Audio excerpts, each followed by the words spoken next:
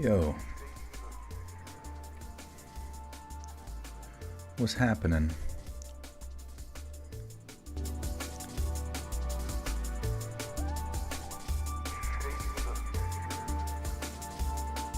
It's Friday. It's not Friday. It's Saturday. More Bigfoot stories. Coming right up. I'm gonna go find Mr. Bigfoot. The middle of Netflix fake doctor documentary. How is it? Let me tell you, tell me some wisdom. What wisdom do I have to give? Yeah, we're getting overtime here. I'm just eating cashews. Always gotta be chewing on something. Don't mess with Sasquatch.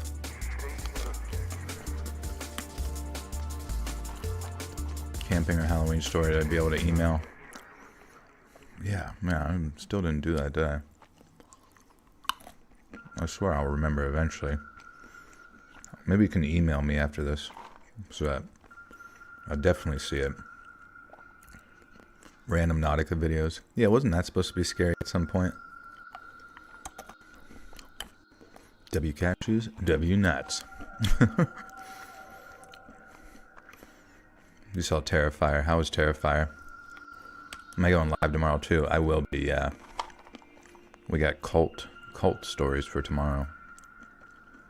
Do you know cashews are actually not a nut? Really? What are they? They taste like a nut. Cashews are expensive. They are. This like 10 of them, which was like 9 ounces, was probably like $8. Freaking redonkulous. Terrifier's not scary anymore. You've seen it all. Seen all the gore you can possibly handle. But yeah, I do remember seeing cashews came from some fruit, like they were just on the tip. Wonder if the fruit is any good. What if I was AI this whole time? What if I was? Did you guys see the SpaceX or Tesla or whatever the fuck? Elon Musk debuted his robot bullshit.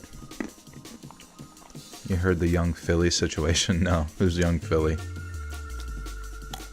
There's too many rappers to keep track with. You drank way too much Dr. Pepper. You gotta pay. Use that word, redonkulous. Yeah, I forget when I heard it. I feel like that was like a decade ago or more. What topic are the stories? This is going to be stuff from a World War I piece.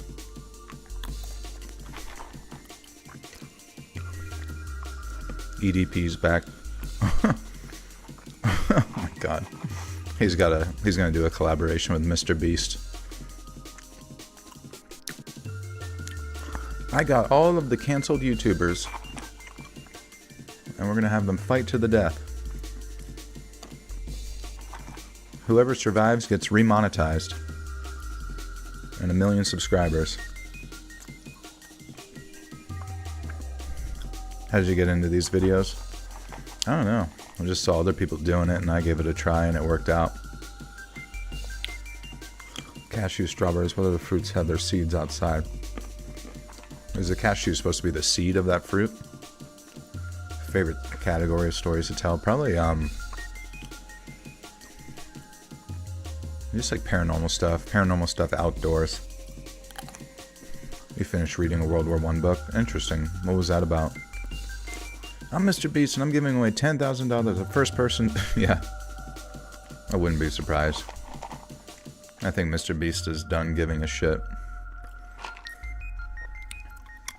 There's no stopping him now. He's far too powerful. Whoever loses gets demonetized IRL. They lose their job at Walmart.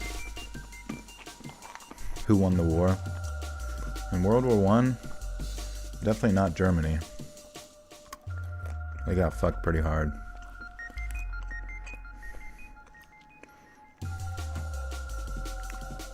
How are these people getting rich from YouTube? Who's that?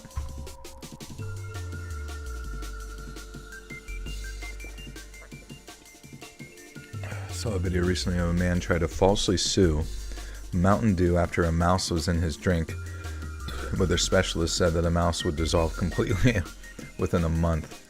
That's hilarious. How the fuck did he not see that in his, like, fucking bottle? There's, like, floating in there. It's, like, transparent shit. There's no way that you would miss that. Mr. Beast did a Bunker Buster video and he was giving away a couple thousand. Wish I would have done that challenge. Bunker Buster? Like, is that like a... He's doing, like, war crime videos now? I'm Mr. Beast, and we're giving $44 billion away to Israel.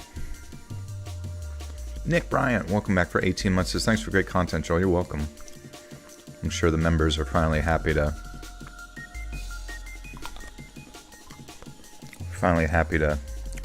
get some new content. How do I know which stories to do for the week? I have somebody that, like, organizes them. Well, a couple people, I guess. Try to find stuff for a particular topic and kind of bring it to me. Would Mr. Beast win presidential election if he run? I don't know. I feel like the only way to win a presidential election is you have to be like a CIA asset. I'm sure he could run and get some attention for a while, but I don't think he would make it very far.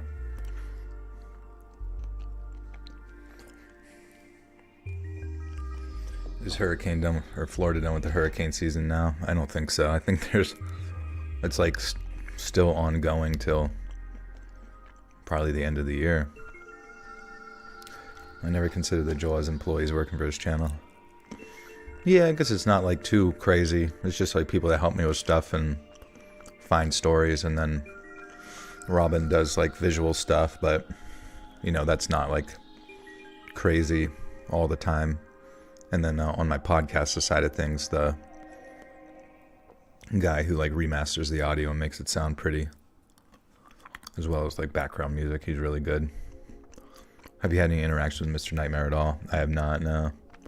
Somebody who he like does ads with told me that they might be able to talk to him and get a collab going, but I'm not trying to force anything. They just said that they communicate with him for sponsorship, so maybe he would be. I don't know. It's whatever. I'm not like... I don't think it would... If I even did get a collab, that it would somehow change anything. I wouldn't get like some 10 million subs or something. The Aurora Borealis the other night. Dude, yeah, it was crazy. Had it here in Pennsylvania. I was looking for it all night with my friend. And then on my way home, all of a sudden looked up in the sky and it was like red and green. Would you go see Mr. Balin's Storytell live? Yeah, I think that'd be fun. See how that goes. I remember we talked about like live storytelling like years ago. Do you ever feel like some podcasts reuse your stories? Yeah, I guess I don't really consider my stories unless like they're specifically written for my channel, like the true crime stuff or the creepypasta stuff. Otherwise, a lot of them probably get submitted to multiple different channels. Give it to Ruby Chocolate. It's a chocolate that is naturally red. There's a fruity flavor. Some people like it, some don't. That sounds good. Yeah, I'm just eating cashews. Lost in the mood. Welcome back for 23 months. Almost 2 years, I know. Which reminds me, let me give you guys a little gift now. Since we're doing bonus content, everyone deserves to hear it later. You know? You know, what do you say? Hey! Well, welcome to Cindy, Casey, Jackie Chan, CJ, Christine B, Anho Baby, Elijah Jones, and Slipknot. And Paige, thank you for the gifter. 2, Luna Oasis. And welcome Charleston Coria and Crime Doll. And also, Paige, thank you for the gifter up there too. I don't know if to Carolina. Thank you, thank you. If you get gifted one tonight, there's a playlist. Joe, how long until you pull a corpse husband and start making music? We're getting there. I would love to make music, honestly. I feel like any of those like long-term dopaminergic like things where you like learn something new. I haven't done that in like so long. Just like sit down and like learn how to do something completely different than what I normally do. Which is kind of sad. But I really would like to like just fucking learn shit, you know?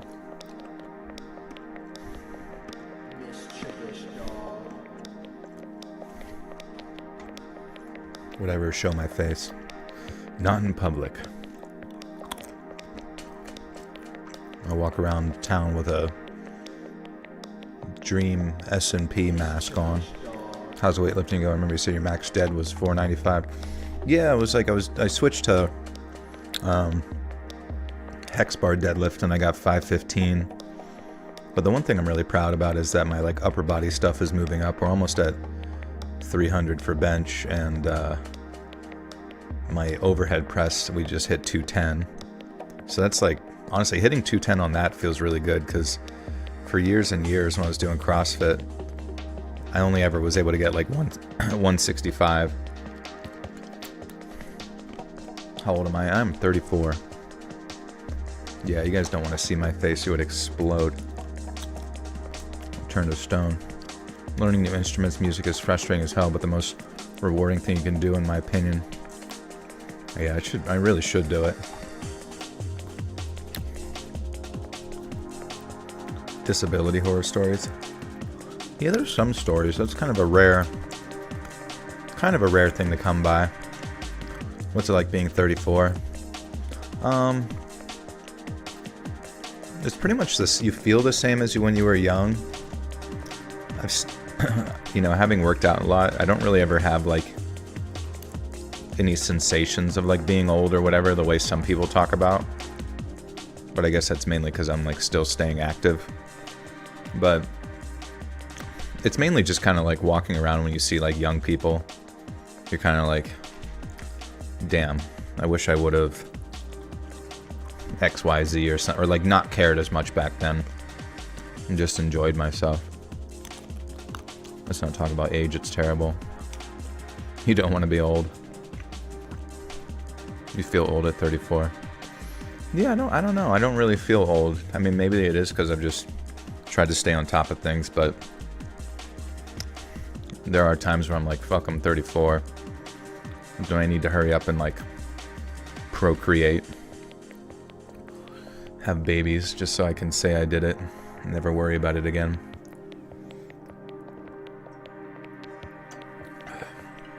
You feel old at 23. Yeah, I feel like 23 is one of those things where it's like you're outside of the college age.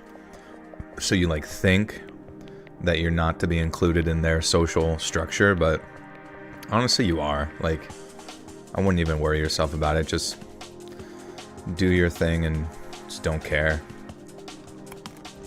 Maximize not caring. Not caring, maxing. It motivates me to improve myself. I do bar hangs after each work, but can only hang for a minute and a half. No, those are good. Even just the dead hangs are really good for your shoulders and stuff.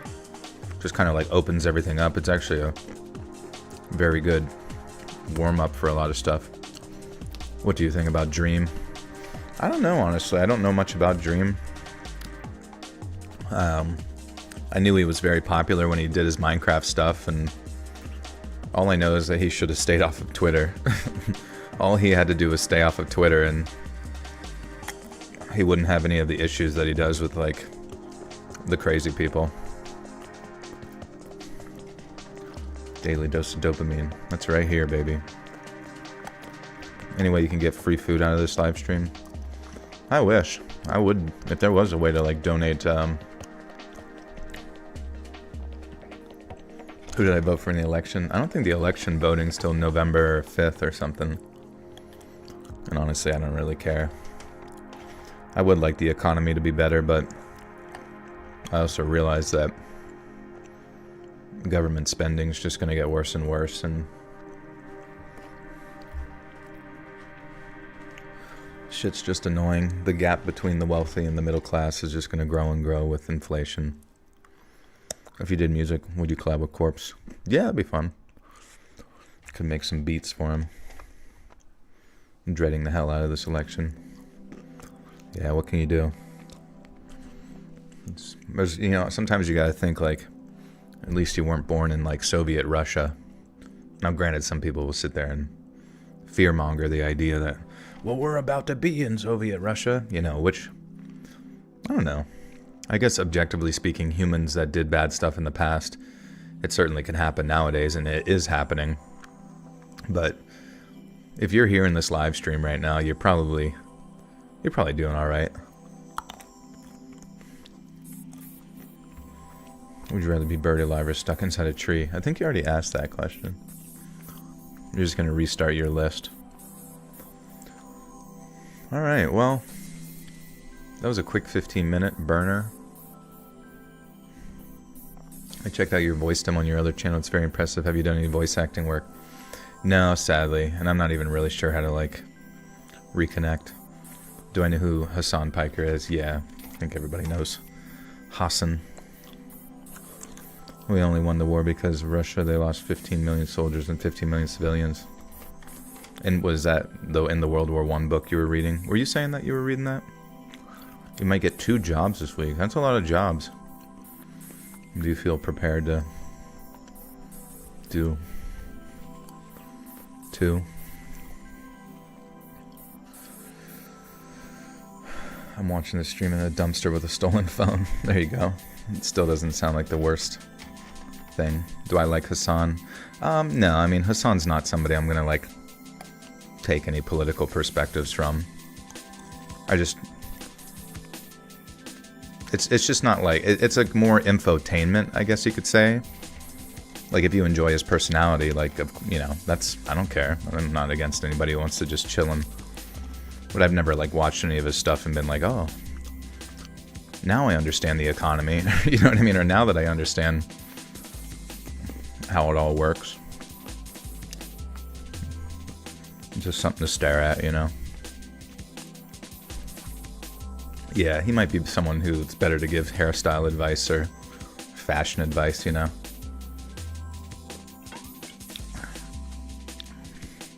I'm not saying I'm any better or anything like that, but there's a lot of people on the realm of social media that you can passively absorb political information from. Just up to pretty much like what makes you feel good.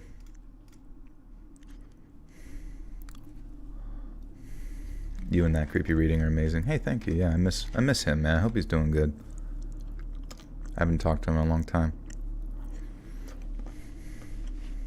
I'm watching more of his entertainment and not politics. I was curious. Yeah, just whatever. There's so many YouTube personalities, so many popular, you know what I mean? The whole Twitch realm over there. I've tried watching some Twitch streamers and it's just nobody's really that interesting, I guess. And it's weird too, because it just seems like they all know each other, and it's like there's not as much room for growth on Twitch as there is YouTube. Because on YouTube you can post a video and people can eventually get to it. But on Twitch you're just stuck there streaming live, and it's like, you know, 15,000 people are still going to go over to Hassan, or, you know, 100,000 people are still going to go over to Kai Cenat, and you're just going to be like one of the small little tadpoles way at the bottom. Unit 522 pretty underrated. Yeah, Unit is great. Kneecaps broken or back broken? I guess it just depends on the back.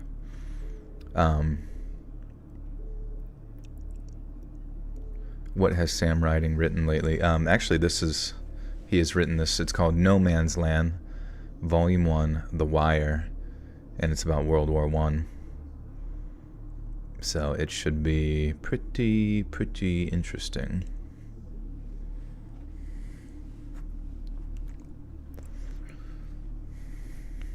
Any Aussie stories on your to-do list? That'd be good. Maybe we could reconnect with B Busta on that at some point.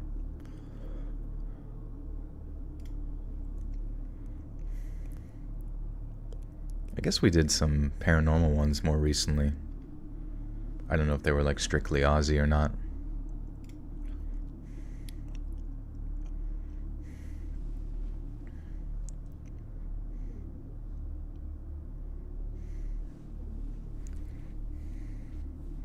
Okay, make sure I got all my items.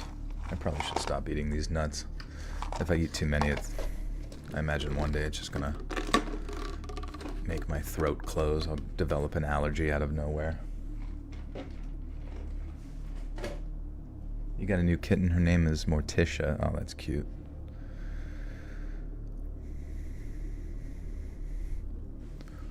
Exploring caves, but don't bears and mountain lions hang out in those? That would suck running into it. Yeah, I mean, I guess it's definitely a possibility, especially if it's like bear hibernation season or like coming out of hibernation, because I think sometimes they just chill in those caves hibernating. What's up, Jade? Joel being squirrel collecting nuts, yeah, in my stomach.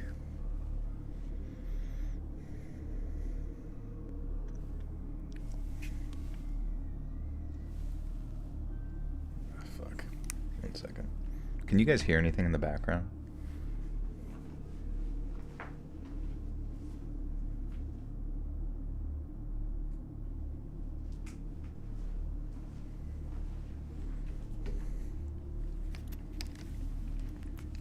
Wait, you hear kid?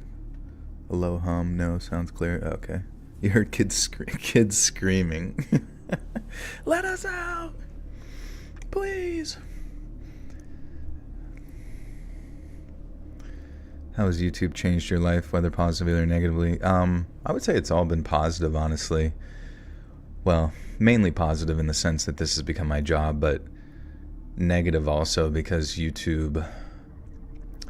Like, I'm one of those people that, like, I'm a creative person as far as, like, creating content and thinking of ideas and, you know, whatever that might be. Not like I vary too much from that kind of thing, but I just mean in general. But I'm not very creative as far as, like, what I do with my life. You know what I mean? Yeah, money is a huge factor, and YouTube has changed my life in that regard for sure. So thank you for that. But, yeah, as far as just being very social... I'm almost like one of those like social people that like I'm much more socially inclined when other people ask me to do stuff, and I kind of like, if you're, you know, hey, we're planning a trip to Sweden or something, like, yeah, I'll go along, you know, and just do that. But if I have to like sit down and like think of what I want to do with my life, even if I had like infinite resources or something, I feel like I'm almost like more inclined just to stay home. I don't even know. When the grid goes down, bro's completely screwed. No work history, but telling scary stories in his bedroom. Yeah, I'm done for, bro. You might as well just use me as meat.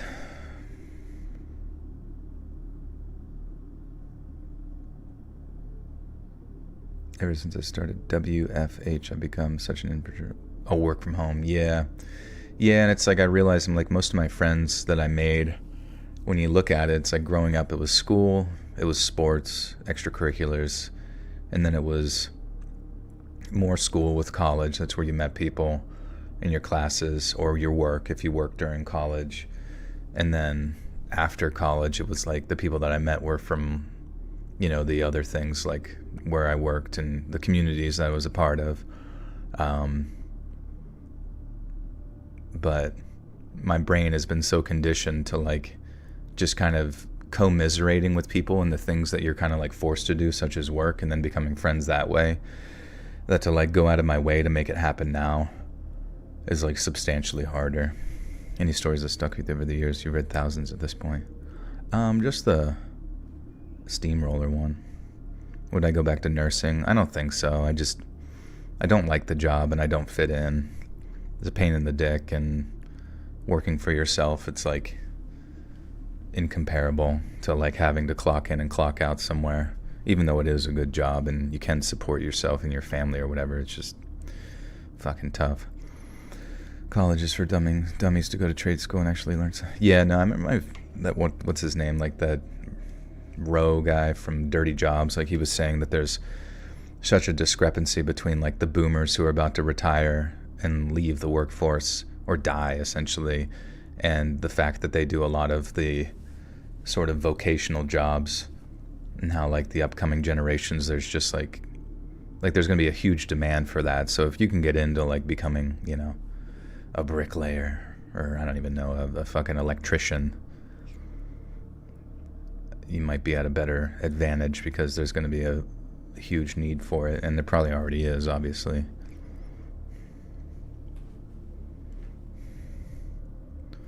Does YouTube have a 401k? No, yeah, you have to do your own investing for that, like a SEP account, or, you know, whatever you want to do personally.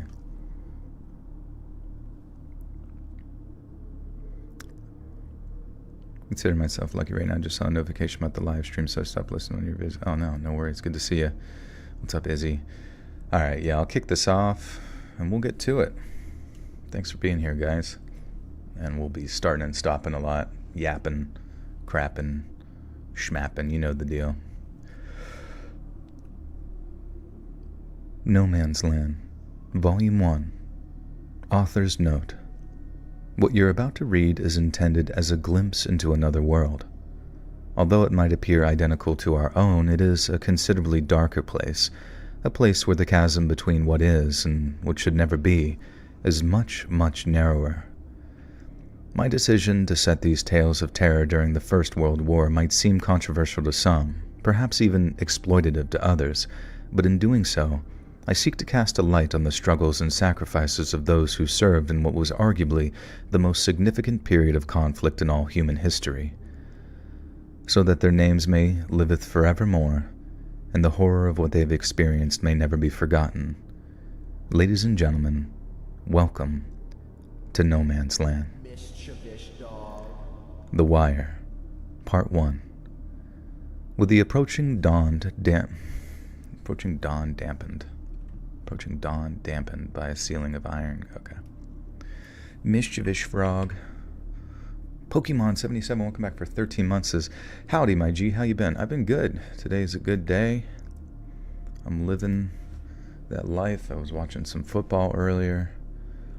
This is for members only. When it's complete, it'll be on the members only playlist.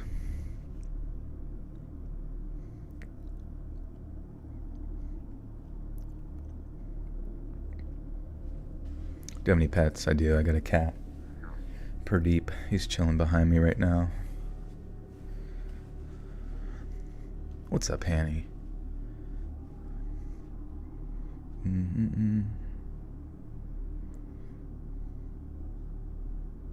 Inspired me to start my own YouTube channel in Polish, which is my first language. There's no channel in Polish like that. Well, that's good, yeah.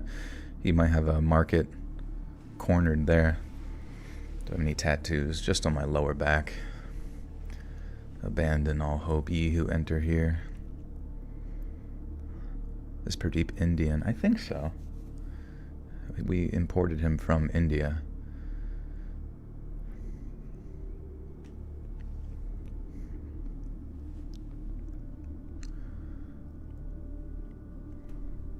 With the approaching dawn dampened by a ceiling of iron-gray clouds, the nascent morning gloom reveals a broken landscape. Not a single blade of grass is visible for miles around, while limbless Not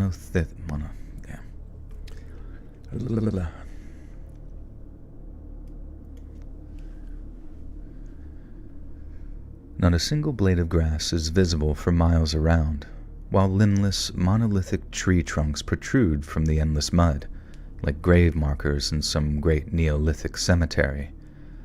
Among the blast-cratered ponds of stagnant, stinking rainwater, there was no bird song, no early morning cockerels cry. Damn, we're gonna learn like 16,000 words today. Cockerel. Oh, you gotta translate it. Or wait, so you said your native language, cockerel. Is that a bird?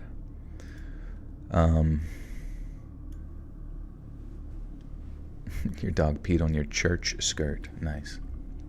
Should have just went in with that. Only your true friends would hang out with you after getting peed on.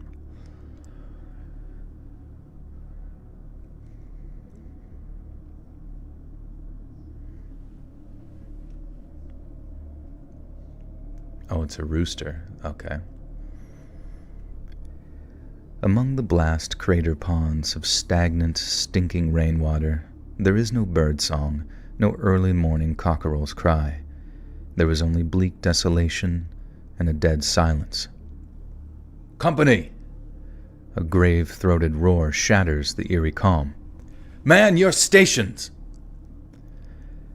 As the barked command reverberates along the trench, 8 feet deep and miles long in stretches, hundreds of young men in grubby olive-drab uniforms begin to emerge from reinforced dugouts all along the line. To your ladder, boys! Another man yells. Form up by the squad! In mere moments, what was once a silent stretch of earthen artery.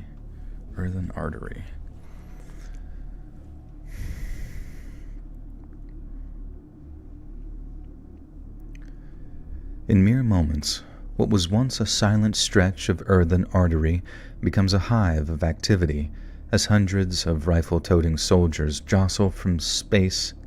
God damn it. Why is this so hard? In mere moments, what was once a silent stretch of earthen artery becomes a hive of activity as hundreds of rifle-toting soldiers jostle for space among the cramped timber-lined ditch. As each man makes his way to his platoon's line of... God damn it. I feel like there's like a series of words I don't expect to be after one another.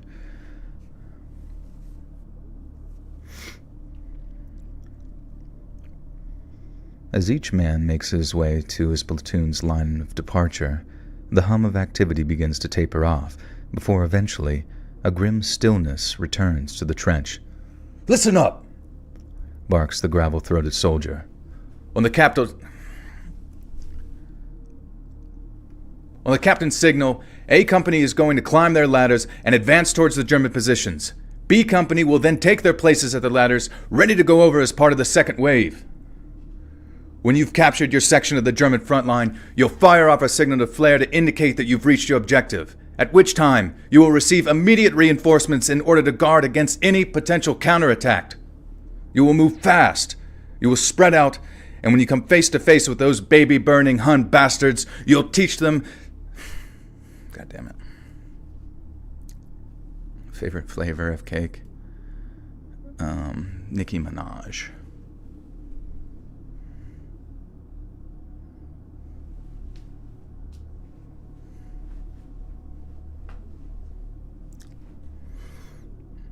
Hold the line!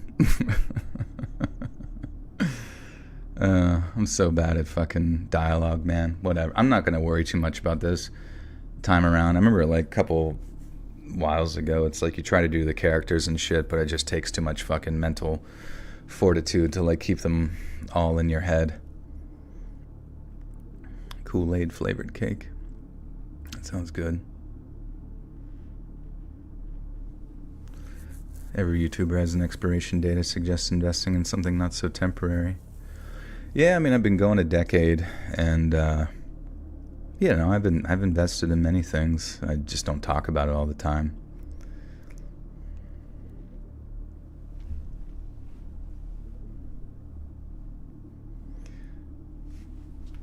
And when you come face to face with those baby-burning Hun bastards, you'll teach them such a fucking lesson that no doughboy has ever come back here to teach them twice. Dude, what the fuck? Why does that sound so weird?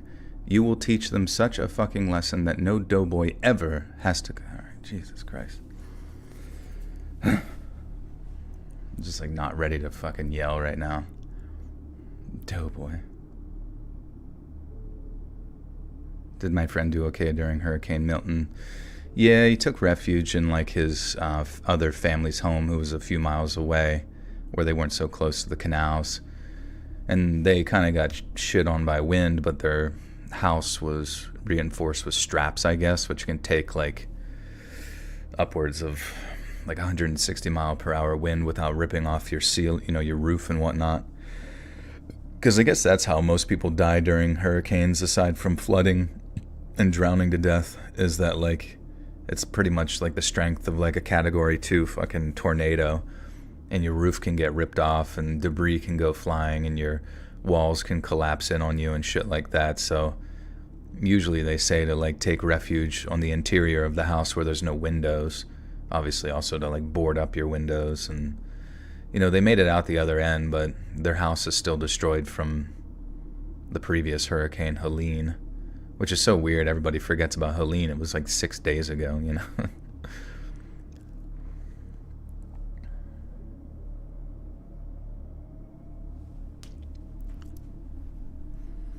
And when you come face to face with those baby-burning Hun bastards, you'll teach them such a fucking lesson that no doughboy ever has to come back here to teach them twice. Do you understand? Yes, Sergeant Major! Comes the deafening, synchronized response. Then allow me to make something clear. The soldier allows a pregnant pause before he continues. If any one of you turns out to be a low-down, no-good, yellow-bellied bastard who turns tail and thinks he's too good to die for his country, then I will personally shoot you down like the cowards you are. Do you understand? Yes, Sergeant Major! Come the multitude of bellowed replies. Outstanding! The gravel-throated soldier roars. Now stand by. Wait for the captain's signal, and when the time comes, go earn yourselves some fucking medals. As the soldiers stand ready at their positions, a series of distant booms to their rear precede a ghostly shrieking overhead. Moments later, the earth shakes as dozens of high-explosive artillery shells rain down on the German lines ahead of them. Waves of thunder roll across the landscape as deep rumbles follow concussive cracks so loud the soldiers feel them in their chests. Some take final glances at photographs of wives or sweethearts. Others grasp at crucifixes which hang around their necks, eyes closed in whispered prayer. But at the far southeastern end of the American front-line trench, one soldier can do nothing but tremble. I can't do this, Donnie. The young soldier's voice hangs somewhere between a whisper and a whine. Don't you fucking say that, Walter, hisses another. I mean it, Donnie, he says. I can't move. If you can fucking talk, you can fucking move. And if you don't, they'll fucking shoot you, Walter. Nearby, a man leans forward and quietly vomits. Those beside him barely seem to notice. I didn't sign up for this shit, Donnie. I mean, how the fucking was I supposed to know that there was going to be a fucking war, huh? Tell me that. None of us fucking knew, Walter. But all you gotta do right now is follow me. Just climb the fucking ladder and stay behind me. Further down the trench, a tall, bespectacled. Hello, my name is Bespectacled. You're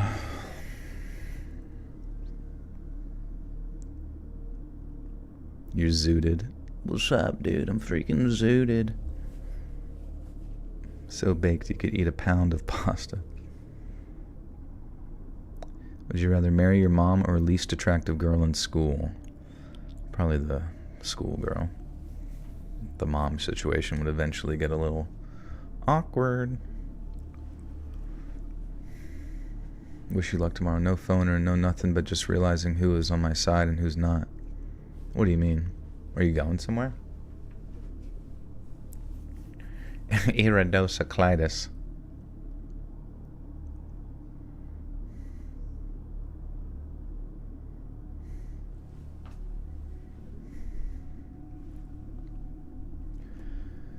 Further down the trench, a tall, bespectacled officer emerges from a command dugout and approaches the regimental sergeant major. After a brief exchange of words, the two men take out their pocket watches. The sergeant major's is dull and worn, while the officer's, with its solid silver plating, still manages to gleam in what little morning light avails it. 1 minute, boys, the sergeant major calls out. The officer is walking, void of motion, pacing gracefully down the trench until he reaches a small gap between two squads, where a vacant ladder awaits him. After placing a boot onto the ladder's bottom rung, he takes out a small brass pea whistle from his pocket and places it between his lips. His gaze wanders skyward, as if sharing a brief moment with his creator, and then after a few more seconds, the sounds of the creeping artillery barrage lessen, then cease completely. There is a brief moment of perfect, unfiltered silence. Private Donahue notices he can taste the roost.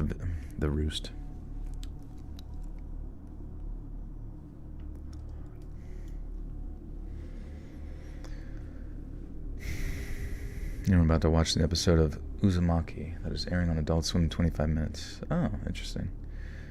Vent with the 5 says, do you think it's possible to make an effectively scary horror story without cursing or gore? Yeah, I definitely think so. I mean, you look back on H.P. Lovecraft stuff, and a lot of his horror was mainly just concepts and ideas. A lot of it, I guess, like reflected through not mainly, but a lot of like journal entry sort of perspectives, almost like a found footage type vibe, you know. But, 1911 or whatever. But, yeah, I mean, like, his never really had, like, a lot of swearing. It didn't really have a lot of gore. There was some gore in some stuff, but most of it was just that certain sense of cosmic horror where you had to sit there and think about how inconceivably terrifying something bigger than yourself could be. Like, us just, like, walking and, like, squishing a bug is probably terrifying for them, but, I mean, that's kind of what Cthulhu would be. But I also think that there's many other ways to like terrify people, and in many ways too. I very early on in my sort of like creepypasta narration career, when I was reading a lot more creepypasta to start, I always found amateur horror fiction to be kind of annoying because of that fact that people thought that rather than having to like think of an idea that was unique or interesting, or do any sort of like world building or know anything about anything, they would just write horror and just write, I woke up in the middle of the night and there was a scary bunny that ripped out my mom's guts and threw it against the window and then it jumped out the window. And it's like there's no explanation to where that big bunny came from. It's just that someone had a terrifying scene in their head and they wanted to express it on paper. And maybe it in of itself is a good reflection of a specific moment in time that's scary in someone's mind, like a bad nightmare. But comparatively to like science fiction, where you actually have to like build your world a little bit and like understand the idea that you're trying to expound upon, I just feel like horror doesn't really compare sometimes with the amount of like complete slop that you get. Would you be mad if another YouTuber used your music for your videos? What kind of music would that be? Oh, hey, there's Sam. What's up, dude? No, this is going to be a good story. Thank you, Sam. What's poppin', dude?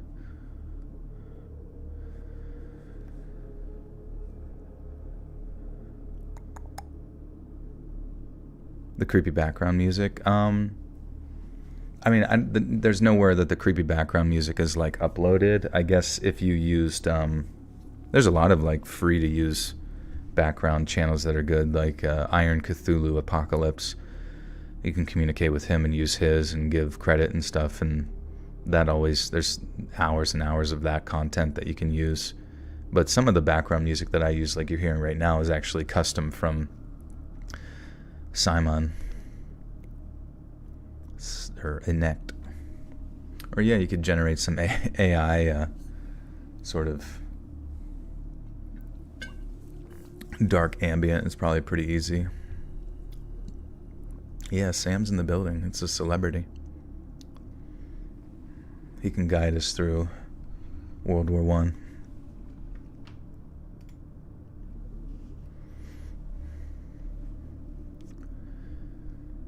Private Donahue notices he can taste the roof of his mouth. He notices the sour stink of coppery fear emanating from the bodies of his comrades as he draws loud, panicked breaths into his nostrils. But just as it occurs to him that the fear he smells might just be his own, the sound of the officer's pea whistle cuts through his thoughts like a surgeon's scalpel. At once, the mass of soldiers surges forward. "Hey, company, move out!"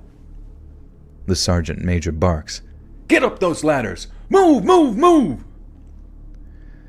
His call to action is echoed by the company's non-commissioned officers, and before long, the air is thick with roars of command. On the far right of the line, Donahue and his friend Walter Valchek watch as the first of their squad mates climb the ladders in front of them and then disappear beyond the parapet. I make sure I say parapet right. Beyond the pair. SJ Curtis, welcome back for 30 more months, says, hey, Joel, Pradeep, and the Butter Socks. Hope everyone's enjoying spooky season. Thank you, SJ. How you doing? Thank you for 34 months. Yeah, parapet, that's what it is. The pair of shoes. The pair of poops.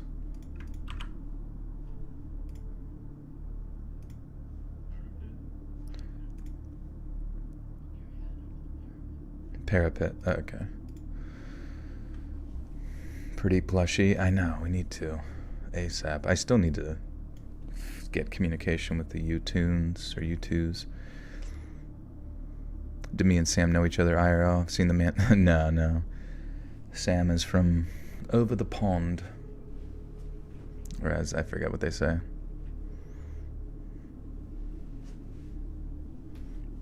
Maybe one day. That'd be fun to go see the UK. Never been there before.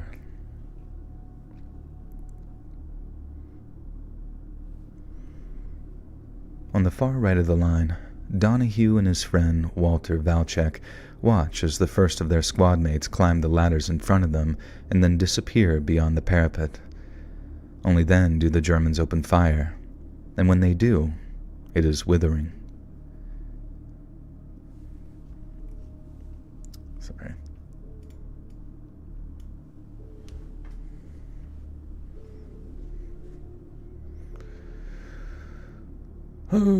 Would you rather die 5 times from a heart attack or shot in the chest and bleed out?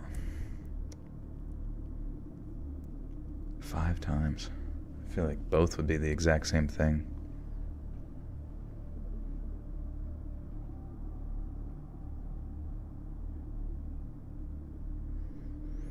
Joel, where I could find a God quality and long true paranormal encounter stories. Probably 4chan, honestly, if you want to find like some really good paranormal stuff. It doesn't mean that it's always like true, but it's always interesting usually, especially the more popular ones.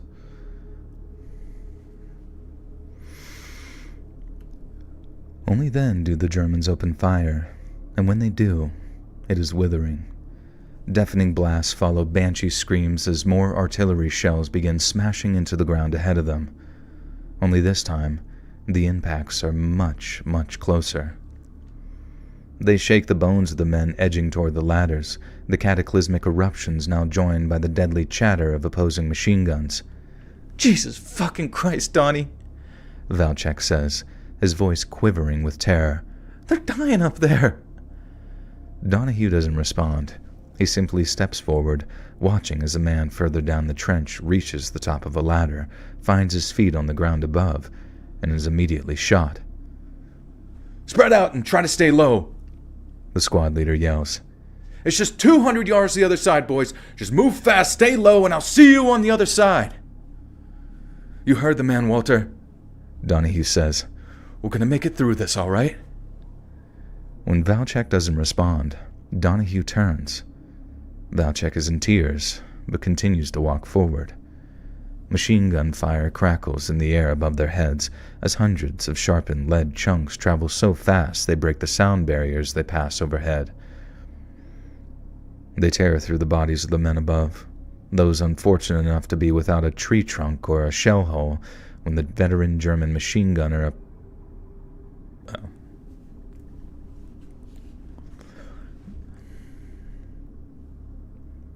They tear through. This girl I met from recovery, she's amazing, but should I feel bad she's got kids and wants to do better for herself? I'm the one that held her back from going to recovery. Yeah, I mean, I guess that's the difficult thing, meeting somebody at like a recovery thing, is I guess just the possibility that both of you could relapse if you're on the same drugs together. You know what I mean? Like you would almost, if one falls, then maybe both fall just based on temptation. And that could potentially be kind of bad, you know? I would definitely try to get yourself into a position where you're completely free of addiction before putting yourself anywhere near somebody else who struggles with it as well. Maybe I'm wrong though. What can you do to be better? Just work on yourself. And I mean, if addiction truly is just like a constant reinforcement of those like dopaminergic systems that encourage like the reward systems of your brain, you just got to find new ways to reward your brain without those, whether it's through like exercise or self-discipline or things of that nature. But I honestly can't say that I understand addiction. I've never been there, you know, to fully. I've seen people go through it and it seems like hell. And sometimes it is easier to go through hell with somebody else, but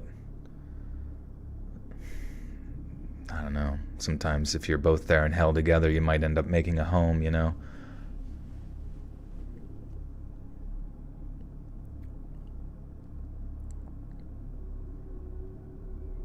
There's no such thing as coming up from addiction, and 100%, 1% will always be with you.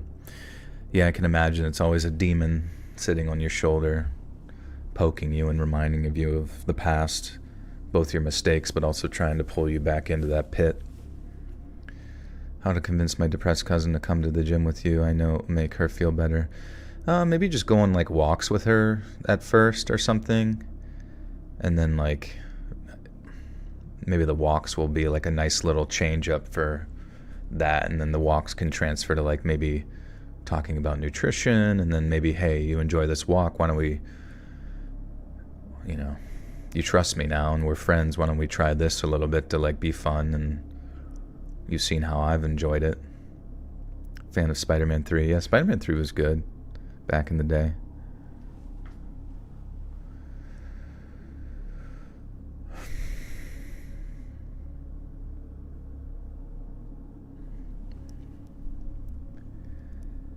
They tear through bodies of the men above, those unfortunate enough to be without a tree trunk or a shell hole when the veteran German machine gunner opposite takes aim and unleashes a deadly... I keep thinking that this is going to be like... Okay. They tear through the bodies of the men above, those unfortunate enough... Oh, that... Okay, sorry. I keep thinking it's like changing it up. It's referring to who's being torn through. Sorry. It was your birthday on 10/12. Happy late birthday, Carter. How was it? She has the mindset of hating all exercise, so she's just completely against it, yet complains to me about her weight and not leaving her bed. Well, it's tough. I mean, walking is not that hard. Walking can be a fun thing, you know. It can be therapy, I guess. So maybe if you can convince her that, I don't know, sometimes it does require somebody to just be in such a low hole where they look at themselves in the mirror and just feel disgusted before they make the change to better their life. But also sometimes it takes an external stimulation to motivate them. Maybe her parents or something.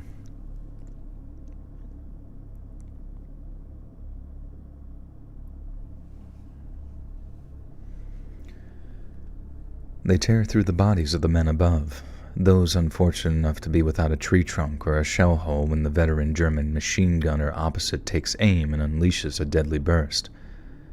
Their screams somehow pierce through the explosive cacophony. The roar of the German artillery shells is deafening, but the screams of the dying seem to echo around the skulls of those who hear them. Another trio of men ascend the ladders, then another, as more seemingly a random...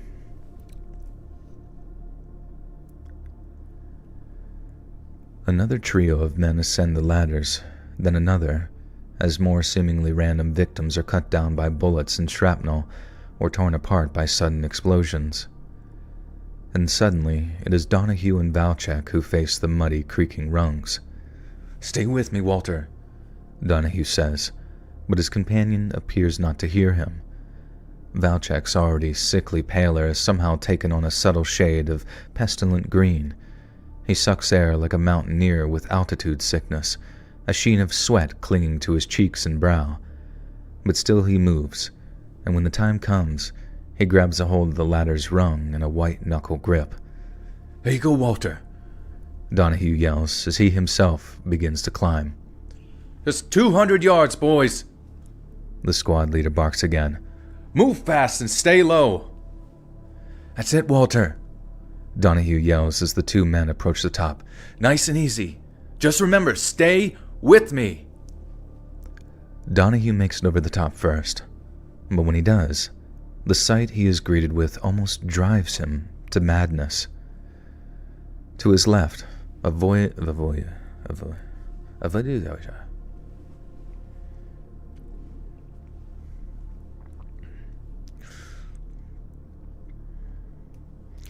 and she told me she's been hooking up with random people from Tinder, which is going to do nothing but hurt her. That's true, too, yeah. I think the random hookups are some of the worst thing for people to do, especially girls, because it's kind of like within like the biology of women to pair bond with their sexual partners, you know what I mean? So whenever it's kind of like from person to person to person, I feel like it's just like not part of the natural way of things to like not continue to be with that person, and then it just like really messes with people's psyche over a period of time, like you're cutting your soul into various little pieces and handing it out like Halloween candy. If you could manipulate gravity, would that be a fairly strong power? I think so, yeah. You could build the pyramids, man. What's up, Jones? How we doing? Thoughts on Ohio State and Oregon? Yeah, who ended up winning that? Because it's crazy. They expanded the Big Ten to like a bunch of other teams. Let's check Ohio State, Oregon. Oh, Oregon won. Wow, okay. So that like really changes things up, because I saw Penn State play today as well, and it was like they were number 4, Ohio State was number 2, Oregon was number 3, and they're all in the same, I guess, division, I think. So honestly, if Penn State beats Wisconsin next week, and then I think that's when Ohio State plays Penn State, it could be a number, I mean, who knows what. Honestly, that's kind of interesting. Where does that move Penn State up to? And where does that move Ohio State and Oregon? I don't know. It's kind of curious. It could be, I don't know, though. I'm curious, who does Oregon face this season then? Nah, it doesn't matter. But yeah, crazy year for college football.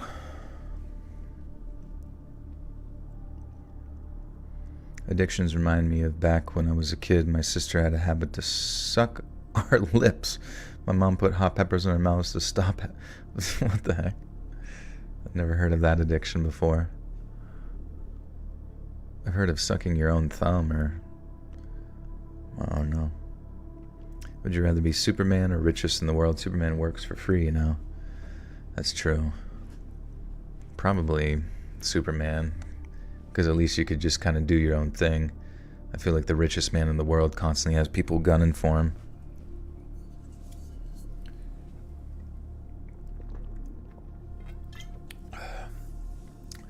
Do you know any programs for Android I can use to record? I don't think so. Like you're recording directly into your phone. I don't know if Audacity is a cheap free program, so if you have a computer, you can connect to like a cheaper USB microphone into that, or even like a cheap lapel mic into a, you know, an audio jack input, and maybe record directly into there. I think in total, aside from like having a laptop or a computer, that would only cost like $20 for the lavalier mic. And honestly, lavalier mics, like the lapel mics, some of them sound fucking good. It's weird. Claire Connolly, welcome back for 26 months. Says, hello, my king sir. Hello, fellow Buttersocks. Colt, been a while. I've been sick. I hope everyone, especially Joel, has been well. Thank you. I've been doing good. Sorry to hear you're sick. I've been hearing about people kind of getting stuff going around right now. Seems like it's just like non-stop. If you were a Superman, you'd make a YouTube channel, you flying around making crazy stunts. I mean, that would be cool. I feel like if you have a skill, it's like you might as well try to monetize it in some way on social media.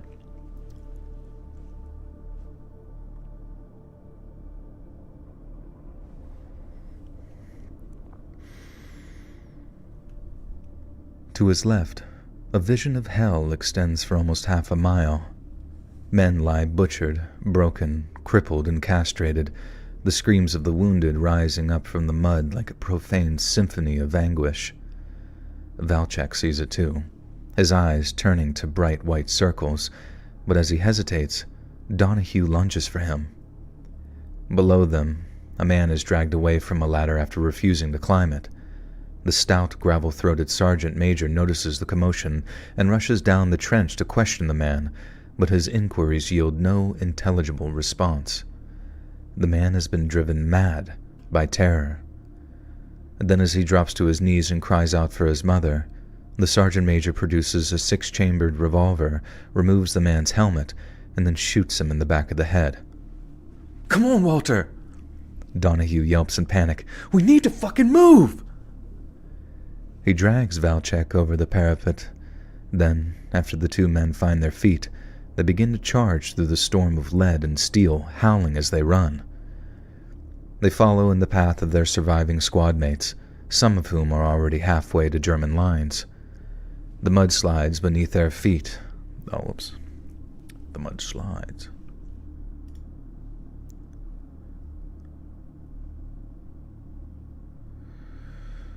The mud slides.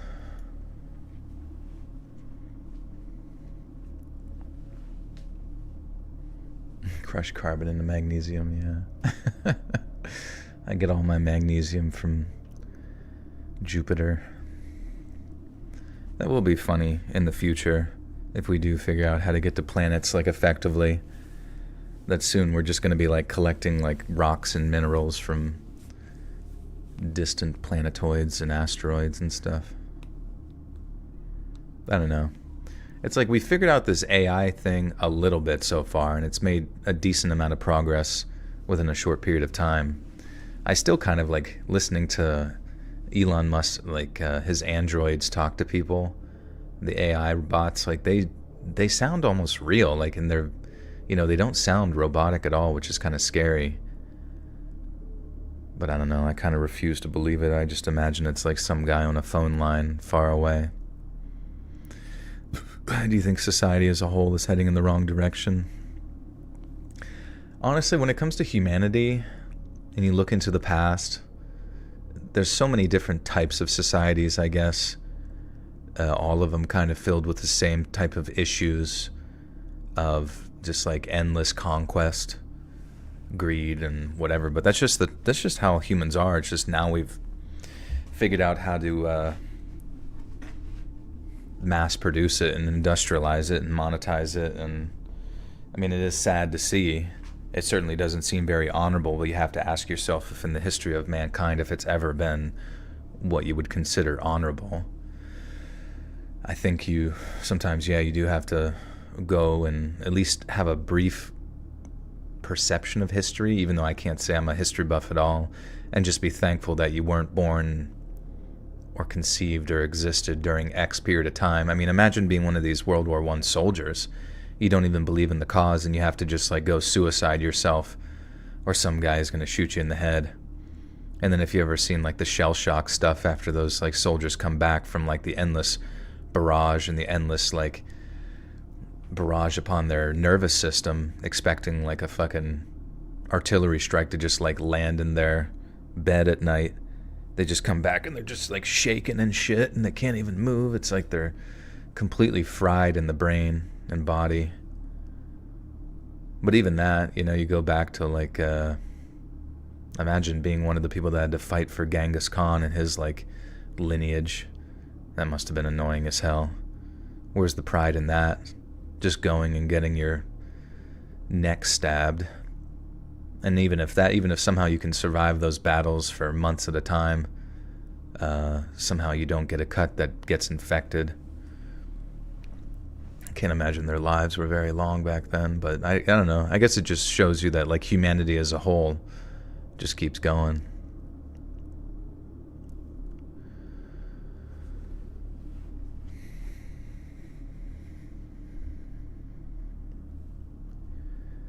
The mud slides beneath their feet. Shell bursts, spraying a slurry of sludge and gore across the battlefield as they dart in and out of a gigantic waterlogged... Damn you, Mongolians. Yeah. And then that's what happens. Imagine, like, your...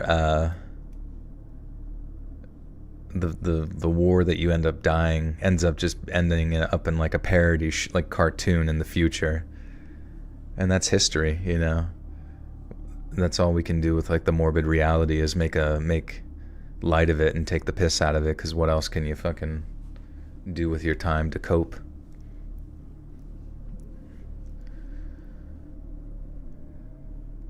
The mud slides beneath their feet. Shell bursts, spraying a slurry of sludge and gore across the battlefield as they dart in and out of gigantic waterlogged craters. They are driven by terror, senses overwhelmed by the screams and the stench and the screech of shrapnel. They step over the bodies of the dead, slipping and falling and picking themselves up again as machine gun bullets kick up streaks of mud around them. They run, and run, and run, until suddenly they look up to see the sharp silhouettes of barbed wire pickets up ahead, the final barrier between themselves and the German trenches. Upon sighting the rows of wooden stakes, each decorated with spirals of rusty razor-sharp wire, Donahue and Valchek dive flat on their faces. They dig their elbows into the mud, then begin slithering their way towards the shallow crater. Inside, lying just short of the crater's lip, lies another American soldier. His pale blue eyes shine out like beacons of dread from a dark, mud-streaked face. "Where are the machine guns?" Donahue asks. I don't know, he replies, suddenly snapping out of his shell-shocked daze. Donahue crawls to the lip of the crater, says a short prayer, then raises his head to take a look at the German front line. To his left, machine gun and artillery fire are devastating his comrades, but ahead of him, there is no chatter of automatic weapons, nor are there any riflemen firing from hidden loopholes. The way ahead appears clear, but there's only one way to be certain. Donahue unhooks a Mark II fragmentation grenade from his webbing, just as two more of his comrades come diving into the crater, each in a state of frenzied panic. "We gotta get grenades into that trench up ahead!" Donahue shouts. Only one of the soldiers reacts. The other simply rolls over, clutches his chest, and begins coughing up blood. Those capable of doing so prepare their hand grenades. Then is Donahue's command.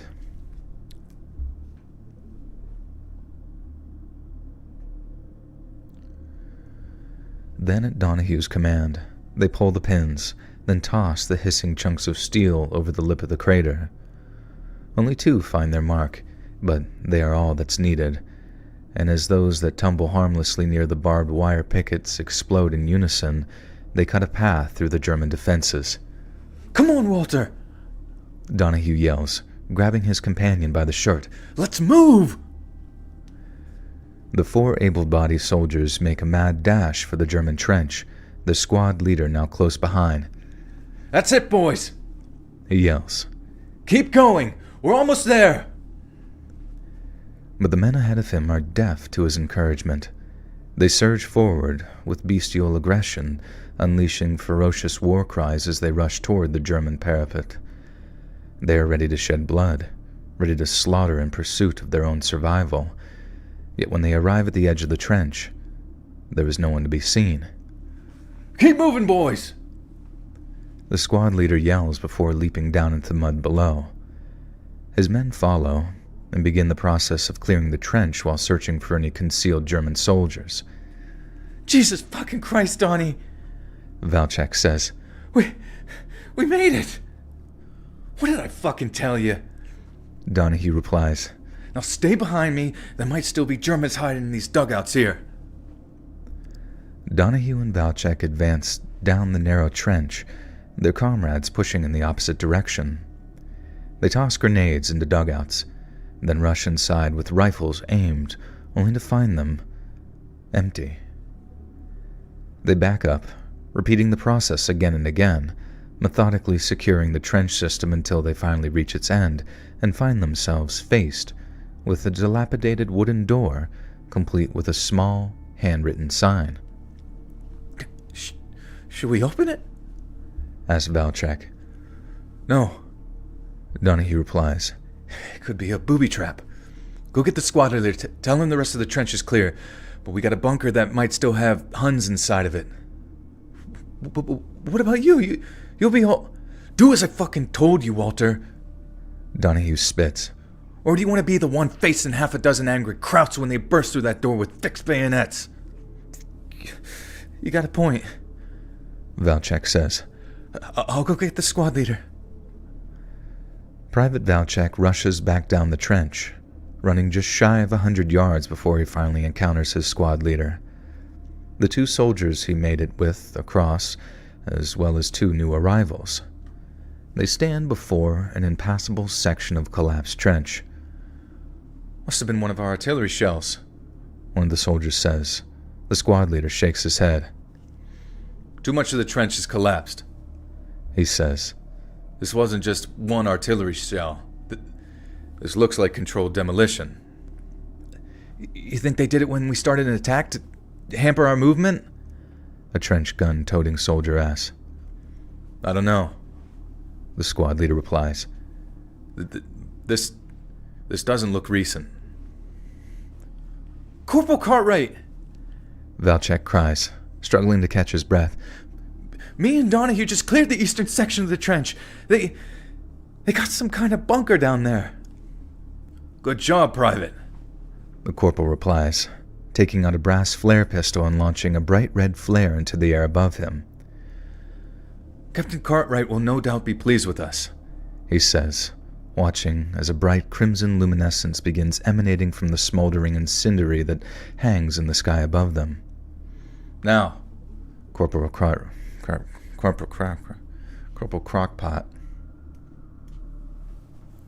Yeah, it's World War I story. Yeah, this is World War III.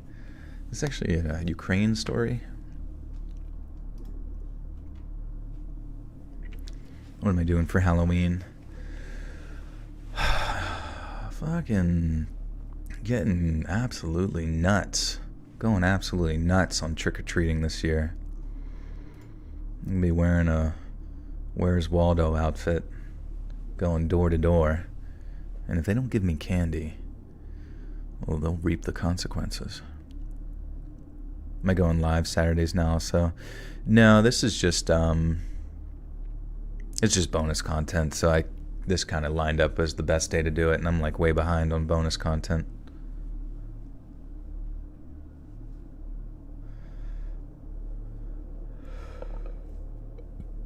You found out you're having a boy. Congratulations, Pink. That's awesome. How do you feel? Corporal Coconut. Going live tomorrow, too. Yeah. It's going to be the cult stories. Trivia question. You all ready to get your thinking caps on? Have a brain blast with Jimmy Neutron? Why did Mark Zuckerberg build a $700 million nuclear bunker in Hawaii? Ready? Go. That's a good question. Guess you can never be too prepared. Cult of the Lamb. Yeah, I've been meaning to try that game. Is it good?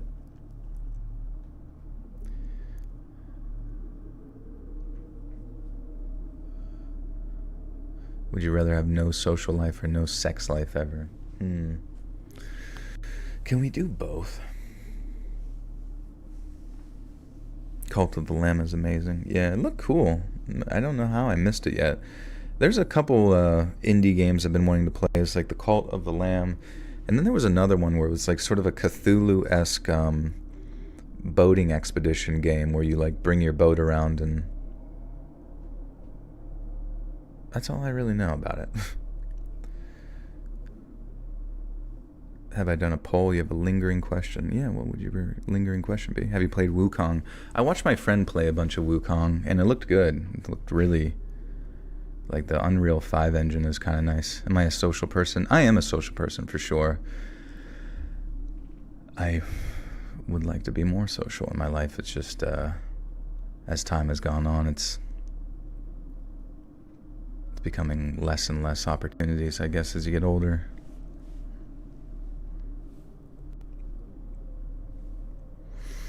Don't Starve. Yeah, Don't Starve is very similar to The Cult of the Lamb. Is it from the same company or just similar? Should we have you struggled with addiction? Nah, I don't know about that. That game is Dredge. It's pretty fun. Oh, okay, cool. Yeah, I want to try that. Lucas Rice, welcome to the Buttersoft Vault. You now have access to bonus content. You'll be my friend. I appreciate that. You guys have become my socializing at this point.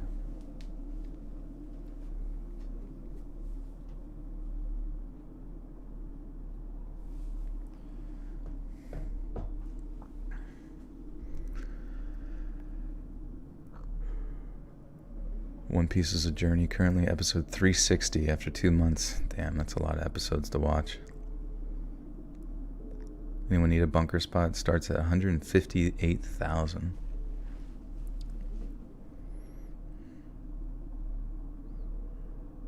Do you like the scent of vanilla? Yeah, vanilla's pretty good. Do you do gaming streams as well? I only know you do these types of streams. You know, I don't do gaming too often, as I'm not sure it would bring as many people, but I mean, honestly, as time goes on, maybe a Saturday game where we play like indie games and stuff, or, you know, like more low-key things would be funny. Because some of my, like, you know, what's that one game? Little Nightmares and that kind of thing. That was, I've streamed that in the past on the channel if you go way back in the archives of the live streams. But those are pretty funny because I'm kind of a scaredy cat. Checked out Dragon Ball Daima, first episode. Oh, it's episodes? Okay, I thought it was a movie. Wow, so they started a whole new series, really? Okay. I saw the advertisement for it and I wasn't sure what the deal with that was. I thought it was going to be like another movie in the theater like Dragon Ball Superhero. Squirrel with a gun? No, never heard of it. Hey, good luck, nerd boy.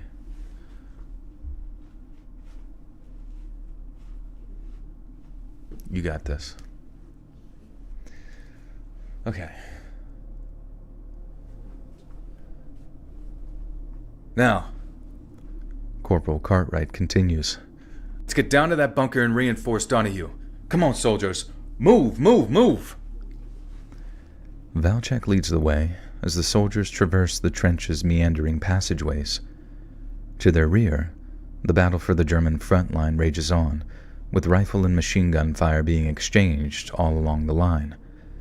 The success of the regimental attack still hangs in the balance, but for now, the survivors of A Company's 2nd Platoon must see to their own allotment of its bloody work. Chapter 2. As the men reach the eastern section of the trench, they find Private Donahue, who now covers the passage of an uncleared communications trench leading north and away from the front line. Private Donahue, Corporal says. Valchek said you found a bunker. There's no bunker, Corporal, and I don't think anyone's inside. Donahue replies. His eyes and rifle remain trained on the section of unexplored trench. What makes you so sure, Private? The corporal asks accusingly. Because someone nailed the door shut from the outside, Donahue replies. Didn't see the nails at first, but then I did. This trench right here, it's the only one we haven't cleared yet. Then advance, Private, the corporal says. We're right behind you. The half-dozen soldiers push down the final stretch of unexplored trench, moving slowly and carefully. Watch for tripwires, the corporal says. Passageway, on the left, the trench gunner announces, and the group slows its pace. Let me switch, Donahue tells him. I got you, pal. the trench gunner replies. Then, with his shotgun at the ready, he begins blind firing around the corner as Donahue rushes for the opposite side of the opening. No return fire, he says after reaching the other side. Then, after taking a momentary glance around the corner of the trench, he performs a horrified double take, then lowers his rifle. Corporal, he says. I think you better come see this. The Corporal Cartwright steps past the trench gunner and rounds the corner.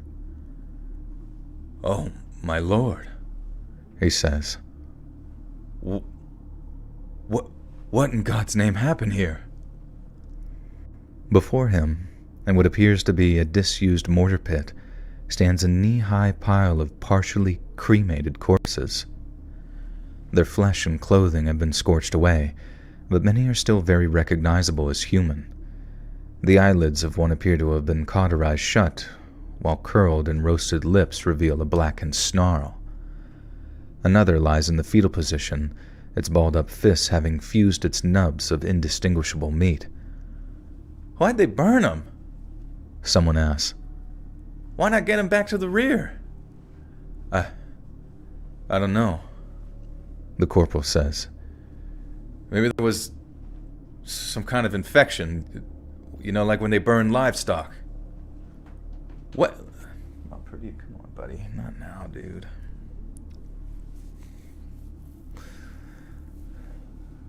He's starting to scratch on his post and make noises.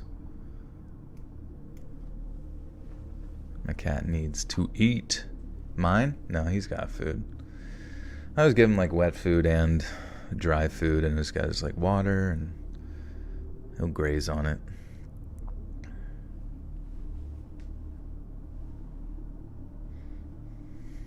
Would you rather eat a horse or a madder, baby? What's a madder? Oh, nice. Oh, amazing. Thank you.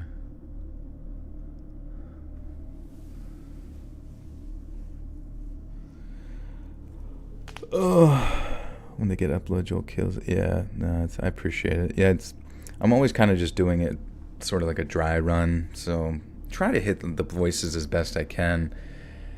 I'm glad it's not like, if these were British accents, I'd be so fucked, man. I don't think I'd be able to maintain that efficiently.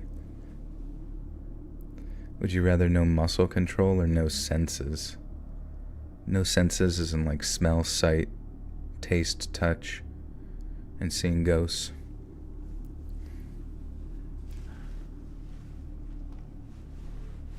Oh, that's a lot. I guess muscle control then. What, like typhus? Donahue asks. Maybe, Valchek adds, studying the pile of ash and blackened bones intently. But all these bodies, it doesn't make sense to keep so many sick men in a frontline trench. They would have replaced them. Not waited for them all to die and then just burn them. It doesn't make sense. It doesn't matter what happened to them, the corporal suddenly declares. It's just a pile of dead Huns, and we got a job to do. Infection or no infection, we'll worry about that later. What's the plan, Corporal? Take up a defensive position and wait for the reinforcements from B Company. They'll have an officer with them. He'll know what to do. The soldiers make their way to a long, zigzagging trench, the last before no man's land and the Germans beyond. There, they take up defensive positions, standing atop a raised platform from which they can survey the ground ahead of them. One soldier raises his head a little too high, then ducks in fright as a German sniper sends a bullet whistling past his head. He yells a word of warning, and the rest of the soldiers take cover.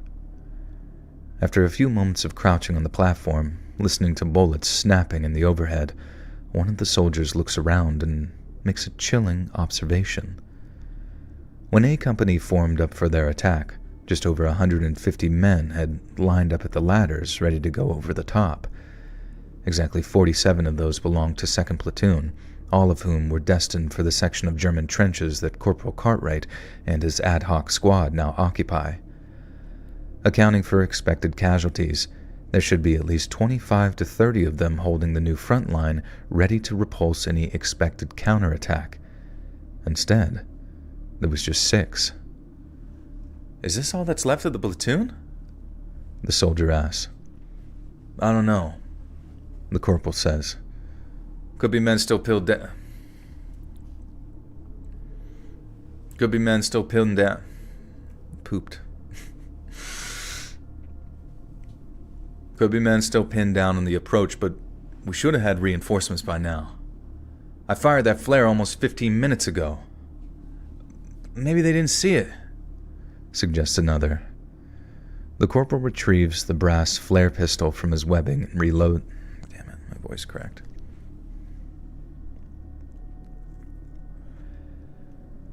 The corporal retrieves the brass flare pistol from his webbing, reloads it, and then fires off another round. As if on cue, another flare is fired into the air from somewhere down the line. That means we're winning, right, Donnie? Valchek asks. Right, Walter. It means we're winning. Donahue replies. Goddamn right we're winning, Corporal says. And there's no way Command missed those 2 flares going up. We'll get our reinforcements in no time, you just wait. The soldiers hold their positions, listening for any indication of a German counterattack, but not daring to raise their heads above the parapet. Most still expect a handful of their platoon mates to arrive in dribs and drabs, having navigated their way across the mud-slick maze of shell craters, all except reinforcements from B Company to arrive within the next 5 to 10 minutes. But as the minutes drag by, and the distant sounds of battle begin to slowly peter out, not a single additional soldier arrives at their isolated section of trench line. Where the fuck is everybody? The squad's trench gunner, Private Daniel, seethes in frustration. I don't fucking know, the corporal replies. But our orders are to hold this position until the arrival of reinforcements, so you bet your ass that's what we're doing. And if the Germans decide to counterattack before they do, what then? Daniels asks. They're not going to counterattack. Oh, it's Valchek, okay. Not that it matters, but... They're not going to counterattack, Valchek says. How the fuck do you know? Daniels asks him. I don't. I guess I... Wait, what?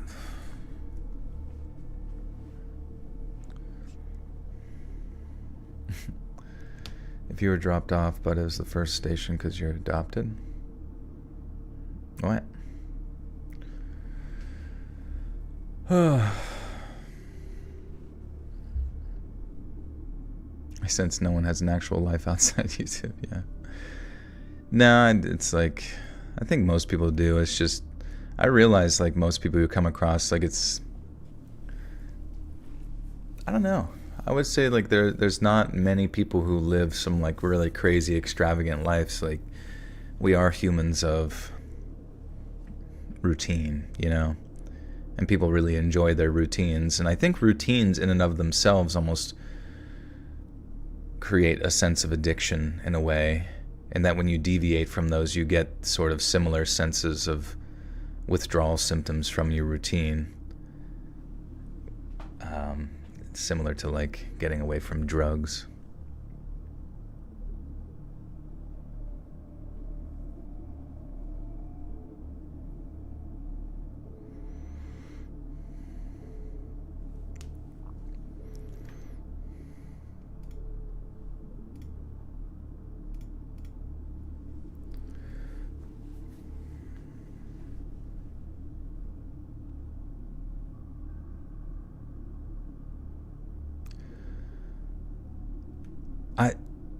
I don't, I guess, Valchek replies. I just got a feeling. Well, they'd be goddamn fools not to, Daniel growls in reply. We're sitting ducks here. We got the advantage, the corporal states. We can hold them off, just stay fucking put, and for God's sakes, be ready. The soldiers continue to hold in place, and to most, Valchek's comment about feeling was nothing more than a Mischievous dog. Jensen. As long as Elon Musk's robots can jerk me off, I see no issue with them running the world. That's a good point. I have no life. I'm pretty much homebound due to medical issues. I can go at 2 days a week if that. Thank you for making my nights relaxing with your magnificent voice. You're welcome, my friend. Sorry about that situation, but I'm glad, that's the thing. You got to be thankful for every little thing sometimes, and whether it's comparing to other people's situations or just being thankful for the moments that you get. Those 2 days going out is probably pretty nice. If you had an option to change your past, would you alter it? I don't know, honestly. I don't really know what exactly I would change.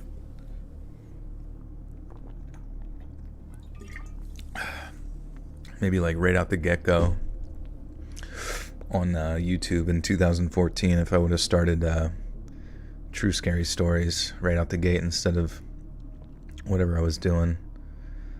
Could have got like a pretty big jump on this particular scene.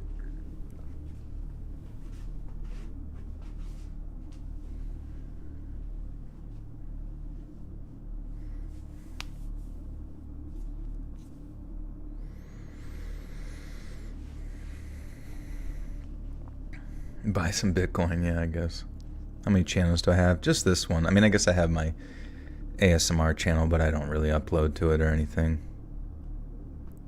Time travel, revisit the afterlife. I guess if the afterlife isn't too scary. What if the afterlife is just super spooky the whole time? Would you rather fight your dad in a fist fight or your girlfriend with a knife? Probably a girlfriend with a knife. I feel like I could judo chop her real quick. Or kick it out of her hand. Yeah! Down!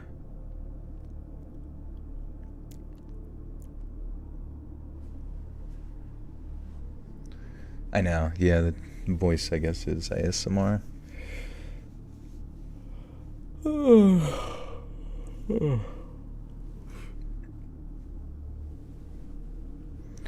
Hey guys, I'm doing good. Glad to see everyone. Hope to get back to narration soon. Need to find some of Joel's videos to steal. Yeah. There's plenty to go around. Hey, Clayton Benjamin with the 10. Thank you, my friend. Says, dude, I got lost while on delivery to Los Angeles. Ended up in the Angeles National Forest. I remember all your stories and nearly shit myself. Made it out safe. Thanks, Joel. You're a true hero.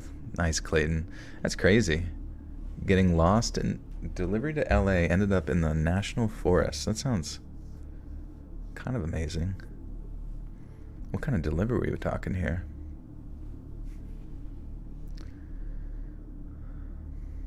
Either Beetlejuice style or Insidious style, like the further. Alright, yeah, I feel like I would prefer the Beetlejuice one, but I feel like both of them seem pretty indifferent towards your outcome. Hey Noctis, how we doing? What's poppin'? The soldiers continue to hold in place, and to most, Valchek's comment about a feeling was nothing more than a throwaway comment. But Donahue knows him better than that. Walter Valchek Walter Valchek might not have been the most courageous soldier in the 1st Infantry Division, but he was by far one of the smartest people that Donahue had ever met. Valchek very rarely got any kind of feeling or hunch, but when he did, he was seldom wrong about them.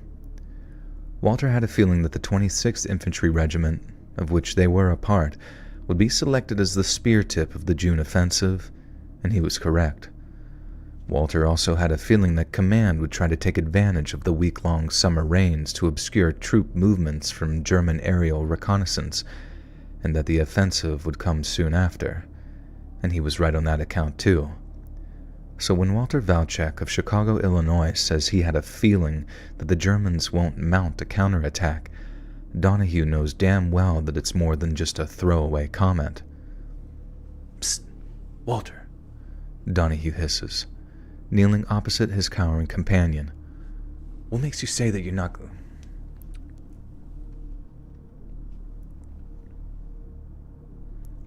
What makes you say they're not going to attack us? Valchek is hesitant, and when he does speak, his voice is barely above a whisper. Whoever burned those bodies back there, they blew up a section of the trench after they left. Yeah, I heard, Donahue replies. And you're certain it wasn't because they were sick? I'm not certain about anything anymore, Valchek says. It's possible, but whatever was wrong with them... He pauses. Donnie, I saw barbed wire in the ashes back there among the bodies of those dead Germans. Me too, Donahue replies. So what? What's that got to do with anything? I think... Valchek pauses again. I think they wrapped their bodies in it before they burned them. And why the fuck would they do that, Walter? Asks Donahue. I don't know. I can't fucking figure it out, he replies. Typhus victims, they're so weak you could tie them up with a silk thread. So what the hell did they need barbed wire for? You tell me, Walter. I can't, Donnie, he says. That's what scares me. I think there's something wrong with this place. I think the Germans know all about it. The sign on the door back there, the one that was nailed shut, it said, Gefahr Zutritt verboten. What, you speak German now? Donahue asks. I thought you were Polish. I am, you ignorant fuck, Mick. Oh.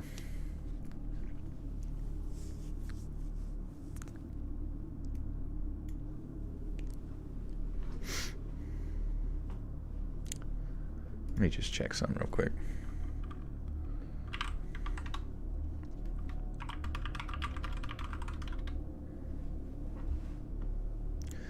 No, Mick is not a slur in most general cover that historically has been used as a derogatory term for Irish people. Oh, okay. I just didn't want to say a term that was like a slur. Just gonna verify that real quick.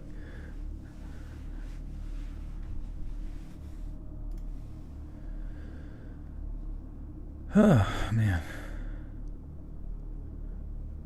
Babes Mariba's playing overtime on the... I don't know, there's a lot of like random new people who came in tonight, and I had to like put the one guy on a fucking 24-hour ban just because he was just saying so much negative shit, and I tried to like entertain his comments and stuff, but it was kind of like bringing the mood down a little bit there, you know? Jinkies. Yeah.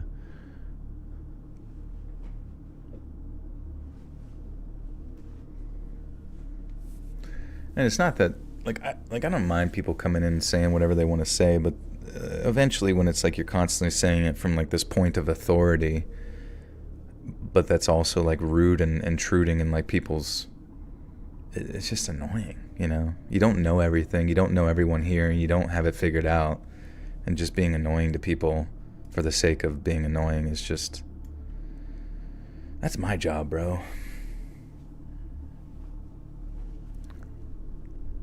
No slurs in the chat, please. I lived through hell and I don't know how to assure you all it exists, but I will recover from one day as I always. Aylin with the 5 says, always happy to hear, watch your live streams. What's your favorite movie to watch on Halloween? Well, I did watch yesterday Shaun of the Dead again for the first time in a while, and it's such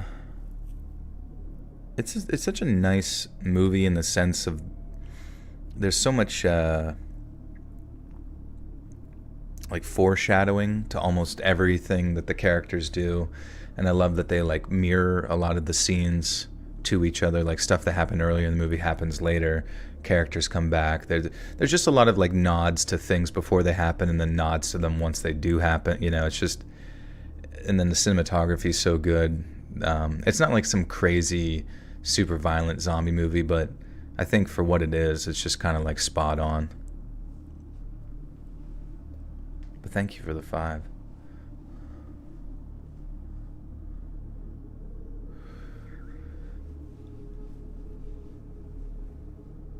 Favorite slur is buttersock. Yeah. Look at all you buttersocks. And welcome, Aylin, to the buttersock cult. You now have access the bonus content. Like, I don't necessarily mind trolls, but there's something very annoying to me about, like, know-it-alls who just keep spouting shit and, like, spamming in chat. It's like, shut the fuck up. Holy Christ.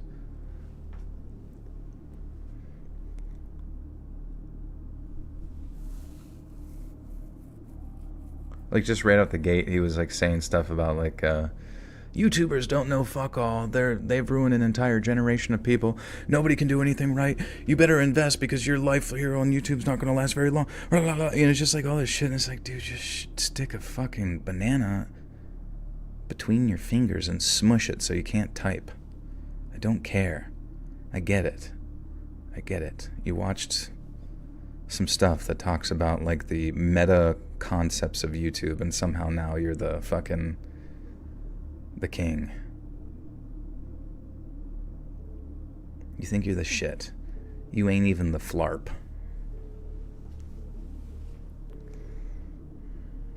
YouTube is awesome, better than all other socials.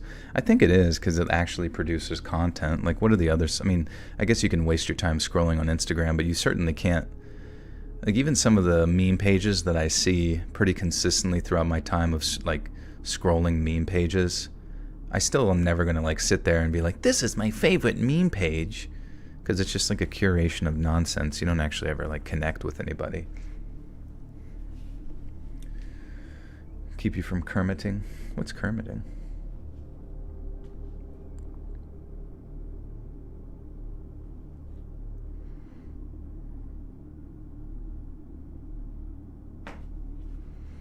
And now I'm going to cry, so where else? Sorry, damn, where I care so much about the people on the internet, I'm sorry. No, I don't think it was you. Or did I say something mean to you? No.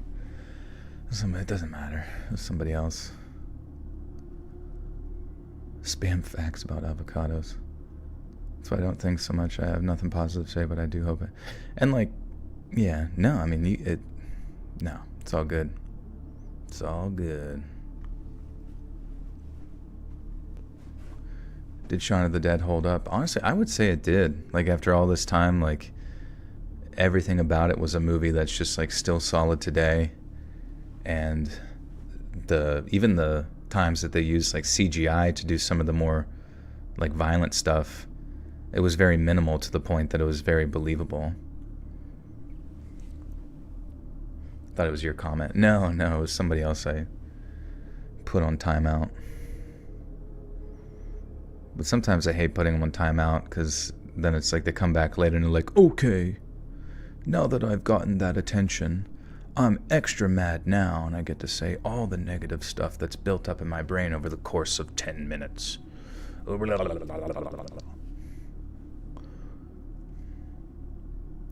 Peter Hart. No, it's not Peter. It doesn't matter.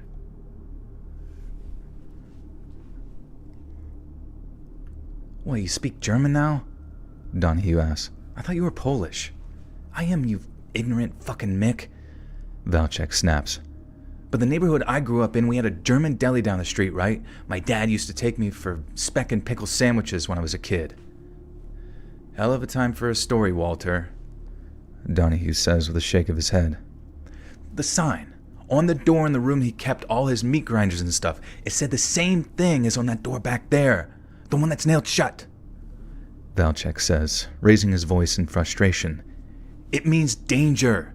Keep out. Quiet down there, the corporal hisses. Keep your mouth shut and listen out for any indication of a counterattack. Donahue and Valchek do as they're ordered, but an hour ticks over and the line remains close to silent.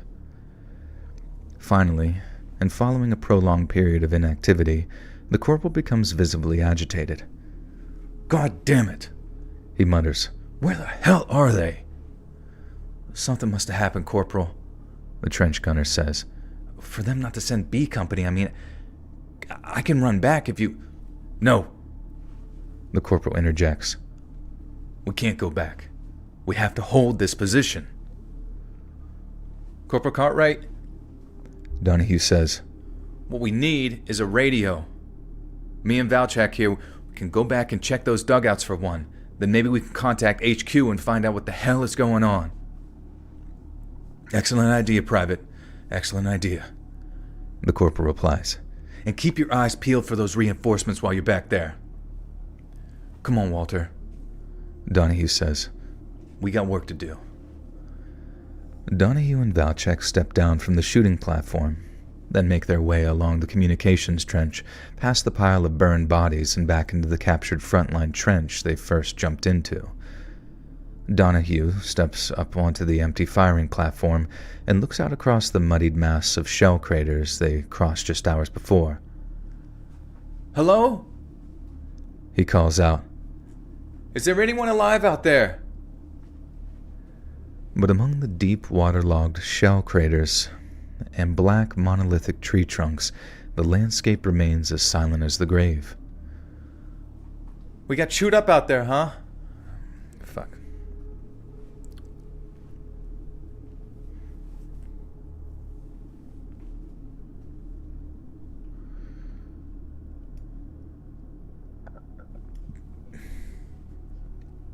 Streaming tomorrow night, yipper. Cult stories.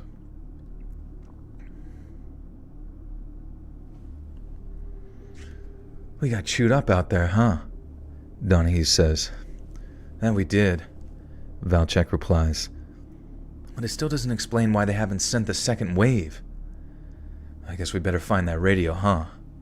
I guess we better. Donahue and Valchek work their way along the trench until they reach one of the dugouts they cleared earlier. They enter, surveying the destruction inside. I believe this was the one that you tossed the grenade into, Donnie, Walter says. A row of sleeping cots had been blown over by the force of Donahue's grenade, their waxed fabric cut to ribbons by flying shrapnel, but the extent of the damage seems to far exceed that of a single grenade blast. Aside from the peppering shrapnel, deep gashes are visible in the dugout's wooden support beams, and a nearby desk has been broken into two as if fallen upon by a great weight. You think one grenade did all that? Donahue asks, and Valchek thinks for a moment. There's no radio in here, he says. Let's try another dugout. The two soldiers head further down the trench to a second dugout, this one closer to the grubby wooden door that appears to have been hastily nailed shut. As they walk in, they notice that the destruction in this dugout is even more pronounced than the first. I don't remember throwing a grenade into this one, Walter, Donahue says. You didn't, he replies. Then what the fuck happened to this place? Although the canvas sleeping cots in the second dugout remain intact, there are covered...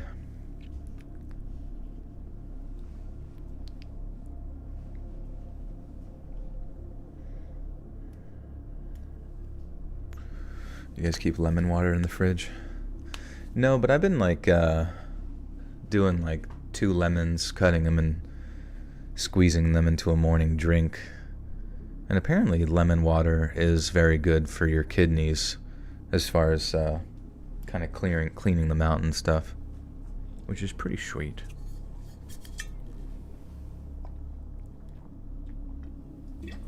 Squeeze a lemon in your eye, yeah. Really wakes you up.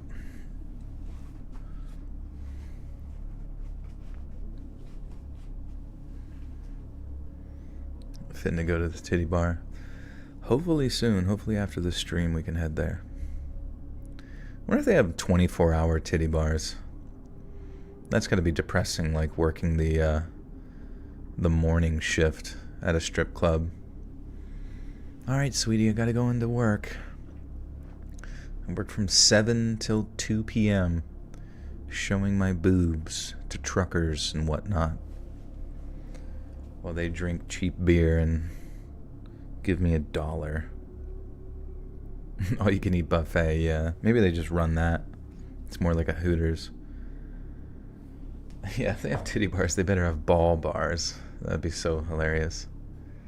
You go in and every dude's testicles are just hanging out. Oh, it's so hot. Why are the truckers always at the titty bars? I think 'cause they're just traveling, you know? Traveling, stuck in their truck overnight. They're like, well, I got nothing to do with my life. Let me go stare at some bubs and vagine. You worked as a promoter in titty clubs. Yeah, what is a promoter? I've heard that term before. Like, guys, come on. Check out these boobs. They should go to church instead. I'm sure some of them do. Go to the titty bar at night and church in the morning.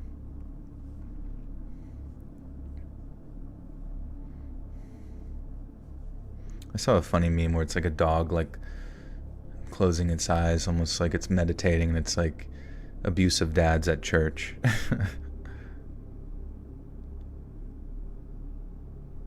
Inspired my Nuke Spaceman intro. Yeah, like, well, the original one I did with Axeman cartoons was a rotoscope of like skeleton soldiers for that like 1950s atomic bomb testing. And I always thought that scene was so cool, just like them, the bomb going off and them like turning over the trenches to like look at it. And I was like, that would be such a sick intro for, so I was like, all right, fuck it, let's animate it. You're going to church tomorrow. What's your favorite thing about church? My favorite thing about church when I used to go was breakfast after, when everybody would all go eat pancakes and sausages. Jacqueline, welcome back for 18 months. Says, hey, my friend's still here, still fighting. Happy Breast Cancer Awareness Month. Check your chest, y'all. Joel, hope you're doing well. Thank you, Jacqueline. I'm glad you're still here.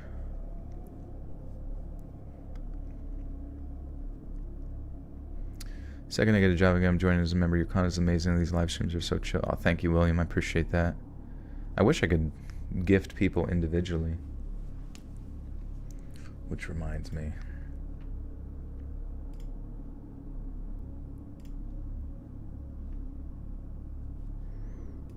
Maybe you'll catch a random stray here as it goes through. What's the spiritual benefits of eating pancakes? Honestly, I think it's more just like the connecting, what do they call that, whenever like people who are religious like do social stuff with each other? Communion, not communion, but like fellowship. I think they call it fellowship. And I think I've always just found that, like, you know, as cool as it is to interact with God, I think it's a lot more fun to interact with the people of God. Claire Connolly, thank you for the 5 gifters. To M.I. Skies, Marcos Mendoza, PG Rated Slasher, Toby Wan Kenobi, The Inside Man, and Jonah Davis. Welcome, friends. And on that 10 gifted, welcome Charlie Saunders, Travis T, Tracy Bean, Russell Dufresne, Christine W, Kirk Wilson, Jared, Andrew Edmonds, and Cecily B. Nesse.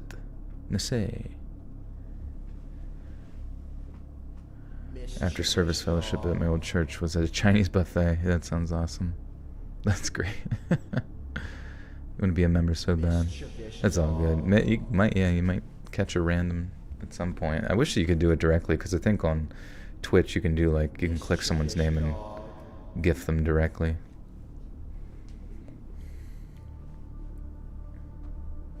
How long did it take you to get 1,000 subs? Honestly, I feel like the 1,000 subs is like one of the hardest parts.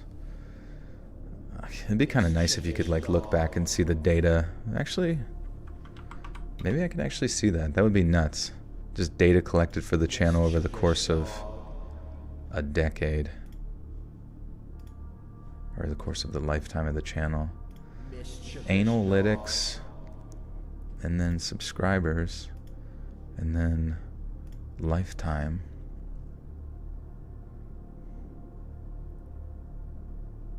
That's so crazy, dude. That is actually nuts. Okay, so I started on a Saturday, August 16th, 2014. And then by August 30th, I had 2 subscribers. And I lost a subscriber on November 12th. And then randomly one day I got 33 subscribers. I don't even know what that was for. And then it was like 2 years. Wow, that's crazy to think. No, over a year in, I started getting like randomly 50 to 100 a day. So I would say it took me about a year or more to get like 1,000 subscribers total. That's actually insane.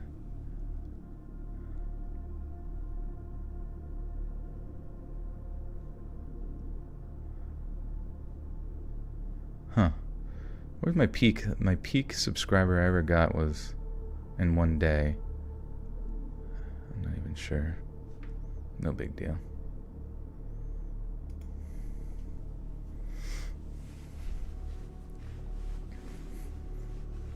Been stuck at 300 subs for so long. Yeah, you might have to start thinking about maybe doing a channel similar to like Mr. Ballin or something, where you show your face and talk about something, because it seems like people are kind of craving that connection with people. Babes, Mariba, thank you for the 5 gifters, 2. Nutella and Honey, Nomi, Mr. H, Samuel, and Allie the Giraffe. Thank you. Thanks, babes. Babers. And Lost in the Mood, thank you for the gift for 2. John Milner, thank you. Welcome, friends. What's up, Derek? How you doing, dude? We're just recording some spooky stuff. Mr. Balin came in swinging. He was on all socials and uploaded 5 times a week. It was fast. Yeah, I mean, you got to take advantage, because he blew up on TikTok, right? And then transferred his success over to YouTube, and you just got to put yourself in the position ready to take advantage of all that kind of stuff as it starts to blow up. I'm sure there will be a new social media app that blows up again one day, or something like that gives you kind of like a leg up on people, and it's just important to hit the, what do they say, hit the kettle while it's hot, or whatever. Hit the baby puppy while it's boiling. He had a graphic novel come out. That's cool. Do a hand reveal for your food service ad. No, that wasn't me, no. I had the people that got me the sponsor, they have people that can do B-roll, and they did the B-roll.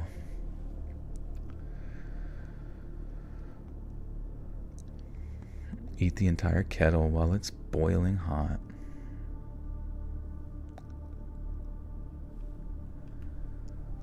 Although the canvas sleeping cots in the second dugout remain intact, they are covered in rusty smears of what appears to be dried blood. Bullet holes are visible in the flat wooden revetments. Oh, man.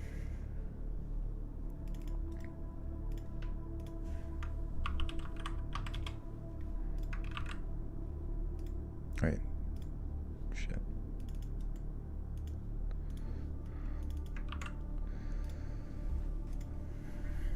Revetments.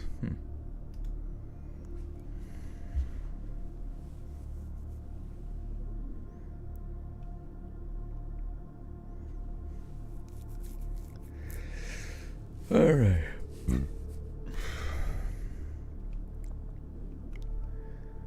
Bullet holes are visible in the flat wooden revetments that line the subterranean living space, with loose shell casings scattered around the filthy, dirt-encrusted floor.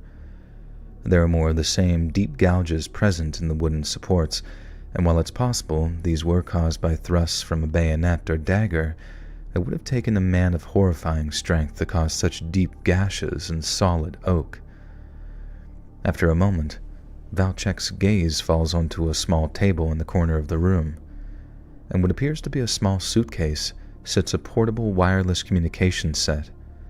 The 2 soldiers tread carefully as they traverse the carnage, but following a closer inspection of the small German radio, they discover that a trio of bullet holes perforate its casing, revealing a mass of scrambled wiring inside. "Oh, maybe it got caught in the crossfire," Donahue remarks. "Maybe," Valchek replies. "Or maybe someone wanted it destroyed. You see any kind of logbook lying around?" "No," Donahue states. "Me neither." Valchek continues, turning to survey his surroundings. "You see, if they got attacked, it'd make sense the logbook not being here.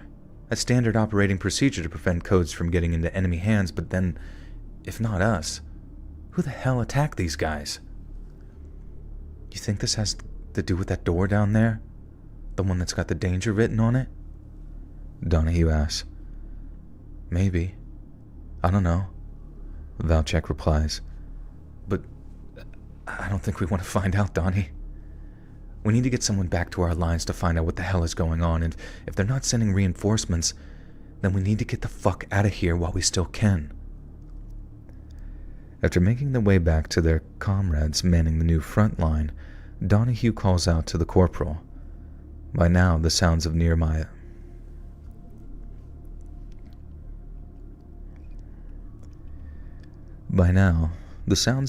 battle have almost completely subsided. Corporal Cartwright, he calls out. Fuck. He calls out.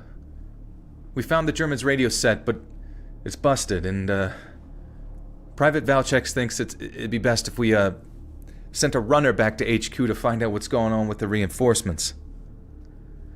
His statement draws a glare from the nearby Valchek and a look of anger from the listening corporal. I told you, Private, he simmers. We're not abandoning this position, not even to send a runner to friendly lines. We captured this trench system from the enemy, and if we lose it in a surprise counterattack, we'll put the entire operation in jeopardy. What part of that do you not understand, Private? I understand it all clear as crystal, sir. I really do, Donahue replies. It's just that there's something else going on here. Valchek and I can feel it. If we don't get the hell out of here, then... That's enough, Private, the corporal barks. We have orders. I will not risk firing squad. I will not risk a firing squad because 2 of my troopers have managed to give themselves the heebie-jeebies. Now get back to your positions and wait further orders. Once again, Donahue and Valchek do as they're told, and for the next few hours, they smoke cigarettes and talk among themselves, and wait. Part 3. Hours tick by, and as the clouds above begin to darken slightly, the corporal comes to a decision. All right, boys, listen up, he says, garnering the attention of the platoon's survivors before continuing his speech. I think it's safe to say that we're not going to be relieved anytime soon. I don't know why that is, but finding out isn't going to change the situation we're in. We have our orders, and those orders are to hold this goddamn trench system. If that means sleeping here too, so be it. You, Rawls, the corporal continues, directing his words towards one of the soldiers. Go make sure one of those dugouts is stable enough for us to spend the night. Check those support beams too. We don't want to end up buried alive. The rest of you, hold position until nightfall and stay vigilant. Private Rawls heads off to prepare one of the dugouts for a prolonged stay, while the rest of the squad remain in place, watching the skies dampen in darker and darker shades of gray as daylight begins to dwindle. All right, the corporal finally says, as sundown rapidly approaches. Rawls, you take first watch. The rest of you, head to the dugout back there and try to get some sleep. Donahue and Valchek join their squad mates and return to the dugout Rawls has prepared. Only 5 sleeping cots are still functional, but it is enough to accommodate 6 if one man stays on watch. Donahue and Valchek bunk next to each other, with Walter's cot being the closest to the dugout's entrance. Donnie, he asks. What is it, Walter? I think Corporal Cartwright is going to get us killed, Valchek says. There's bigger dangers out here than him, Walter. That guy's just following orders, Donahue explains. Then what do we do? Same thing we've been doing for the last 6 fucking weeks, Walter, Donahue says. Just try to stay alive. As if on cue, the corporal walks into the dugout and unshoulders his rifle. Donahue and Valchek are silenced and busy themselves with the soldier's work.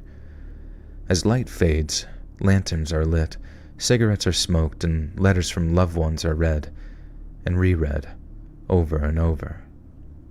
Then one by one, with the sound of a distant...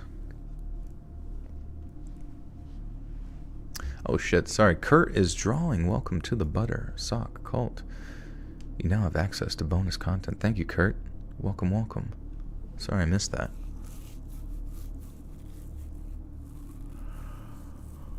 Oh, what's up, Daphne?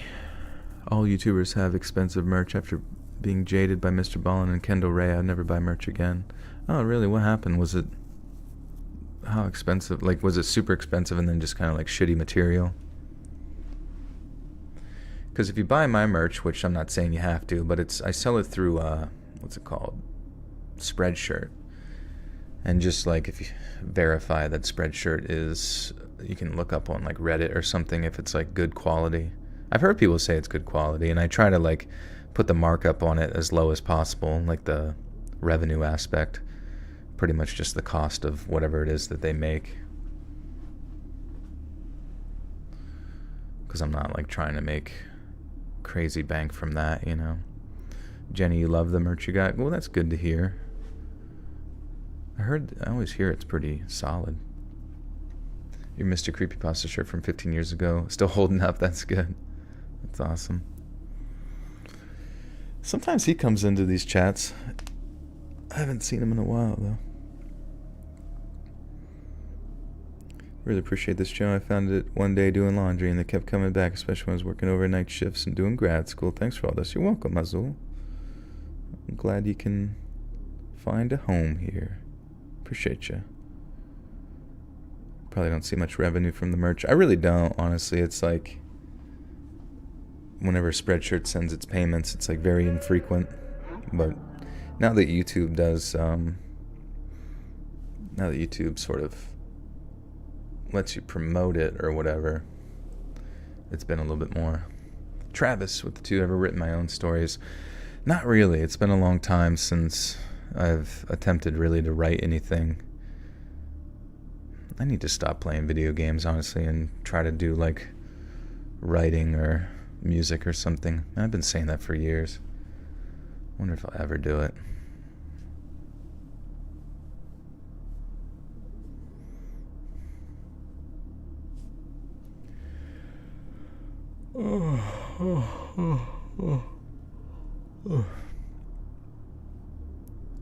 What games do I play?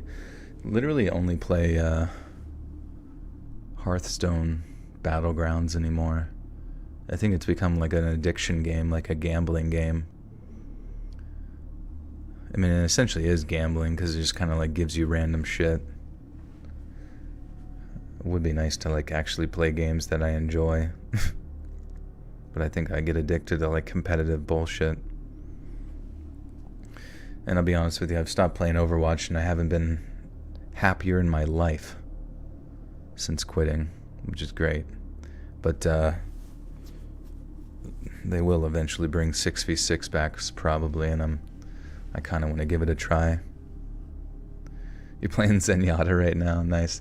Dude, yeah, Zenyatta, I love Zenyatta, but he was one of those ones where I know people always say he's OP because of the Discord orb and whatnot, and that he would just be like but it was one of those ones where it's like if you're not nailing every shot, you're really not doing a lot of healing. And I kind of wish that they had something where if you had a healing orb on somebody, every time you hit a shot on somebody would kind of like give a small boost to your healing. But then I said that to somebody one time and they're like, no, that's such a bad idea.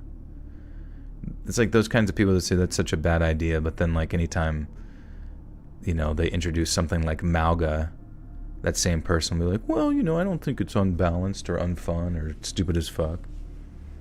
And yeah, honestly, Overwatch players are the fucking worst. I mean, like every game you go into, it's like they're just like like I swear to God, most of the people haven't stopped playing that game because they don't want to play it. They stop playing it because Overwatch just bans everyone, because their ban system is literally just report them in the fucking thing and it just like automatically like bans your account forever. It's just stupid. I don't know, everybody in an Overwatch game is always like hyper offended by everything. It's so dumb.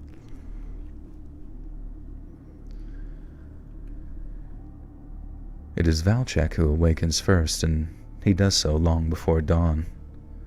Orange lamplight still washes over the room as he opens his eyes, and at first, the only sound is the distant hammer of machine gun fire, along with the rhythmic breathing of his sleeping comrades.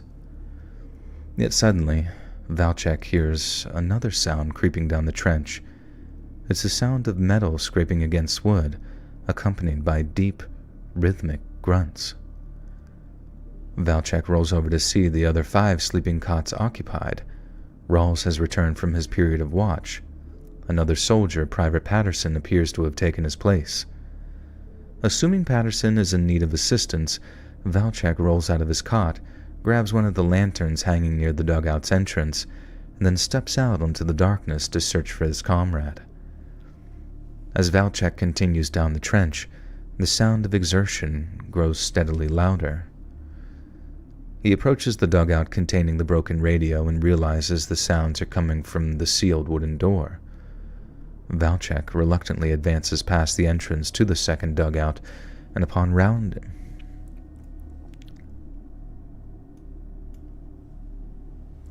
You want IHOP so bad, what do I do? I suggest you go get IHOP. Tell me what to draw. In the and about to write a... What is it? By the way, Joel, tell me what to draw. In the and about what to write a rap lyric, it would be fun for me. Maybe you could write a rap lyric and draw maybe some like hip-hop aliens. Perhaps they could go by the name of Toe Jam and Earl. And they're rapping about Glorpy Glorp. I'm waiting for someone to give them that good Glorpy Glorp.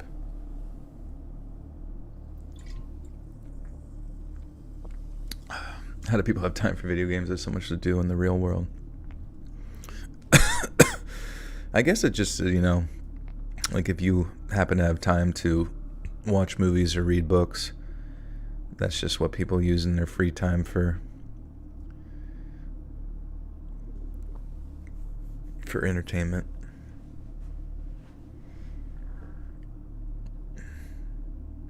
Making a splongus. Making a big glorpy glorp with my splongus.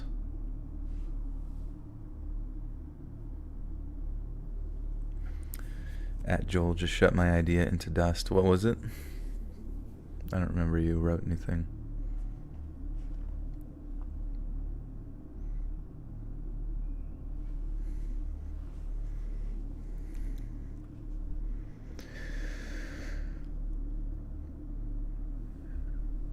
Valchek.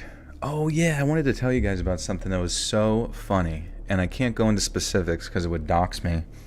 But so I was on Instagram, right, looking at memes as one does, and I stumbled across this one particular meme, and like I said, I can't go into specifics, but it was so random. So it was these 2 guys, young guys, who did like skits. They did skit comedy. There's a lot of them out there or whatever, and everybody typically does that. And they did a particular skit comedy that, like, when I was watching, I was like, huh, this looks kind of familiar. And then as I listened to it, they then, in the skit comedy, in the format that it was, they did like 3 jokes in it that sounded like identical to something. I was like, wait a second. So years ago on YouTube, this was like back in college and stuff, I also did like some skit comedy with my friend in their channel. And one of the comedy skits we did, it was stupid, whatever. It at maximum I think got like 30K views or something, but just like was been stuck there for over a decade. The video that I saw was like a meme page reposting theirs, which had like 130,000 views or something like that, or like 130,000 likes. And like, then I found their channel, went to it, found the video that was reposted from there, saw that had like multiple 100,000 things, and looked at my old skit that we had posted and theirs, and saw that they stole the exact idea and stole the exact jokes from our skits back, way back in like 2011 or 12 or whatever the fuck. And then I found that exact video posted on their TikTok, and that TikTok had like 1.4 million likes on it, which I don't even know how many views that would like translate to, but probably a lot if it's got that many likes, you know. And I don't know, I was just like, holy shit. Like a silly skit video that I did back, like, you know, over a decade ago that was dog shit in my mind, or like was just kind of silly and didn't get many views and was whatever, was because these guys would have been like 8 years old probably by the time they saw this skit. And then they took it and then repurposed it for their own. And, you know, which is fine, because sometimes with comedy, it's like you can't but help subconsciously bury certain things. But I guess the most egregious part of it was the fact that they took the lines from it like verbatim as well. And then, you know, I guess now have built a bit of an audience, you know, a large audience for their comedy and stuff on TikTok and whatnot. I know, I'm going to sue them so I can get their TikTok likes or whatever, but it was just so random. I was like, wow, okay. You know, if I was born in the TikTok era, it's good to know that my like dumb, stupid fucking comedy would have been valuable to at least a large number of people.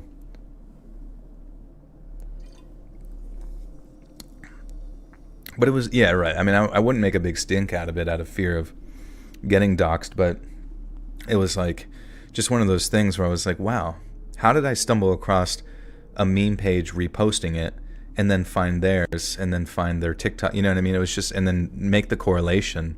Because I don't think they in a million years would have thought that the originators of that skit would ever stumble across their like, you know, intellectual property, whatever you want to call it. But it was just like literally the world's biggest coincidence that I'm like, at this point, I'm just like, dude, maybe these like algorithms on our phones and apps like know way more than we realize.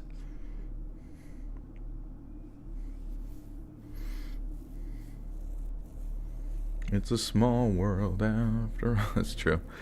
But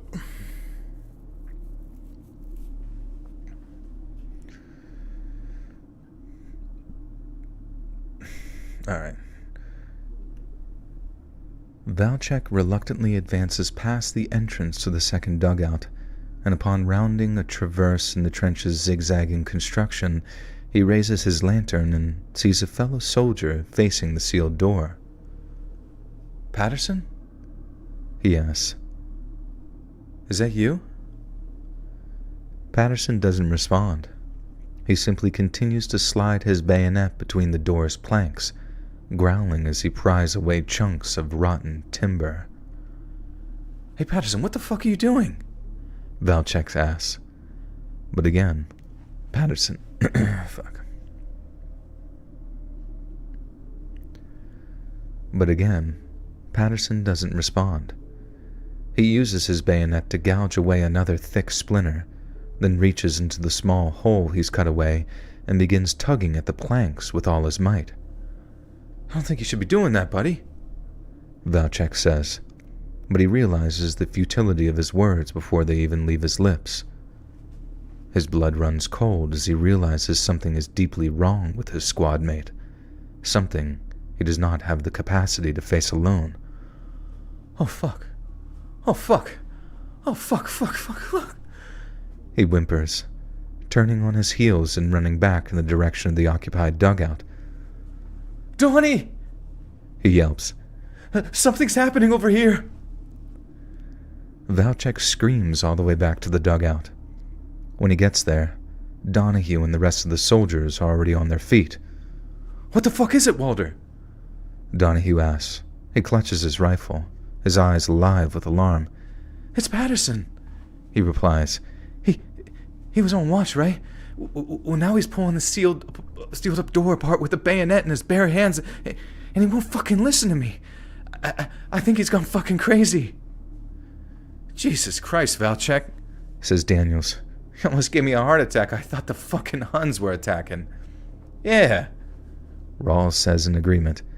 "Patterson's a hillbilly from West Virginia. Dumb Rube doesn't think the Germans are hiding still down there." "Regardless," the corporal interjects.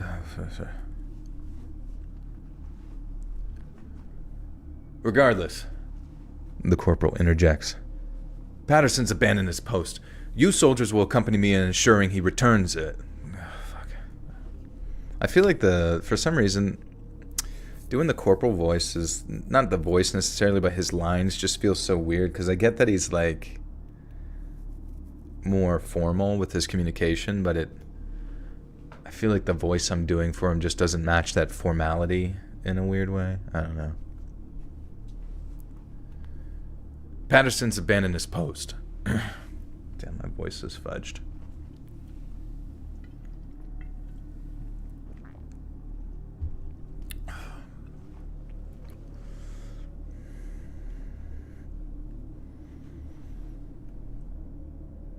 Patterson's abandoned his post.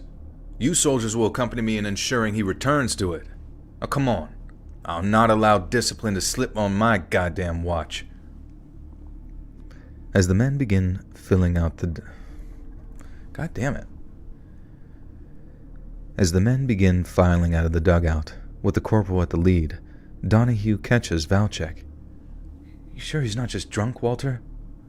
Sure as I'll ever be, Donnie, he replies. You honestly think old piss-drunk Patterson saved a drop of anything he had before he went over? I'm telling you, there's something wrong with him. We better get to him then, Donahue replies, as he and Valchek follow their comrades down the trench. Patterson! Corporal calls out as they approach the second dugout. Get back to your post, Patterson! He expects him to be standing... God damn it, like pulling back from the mic and going back in is so annoying. Fuck.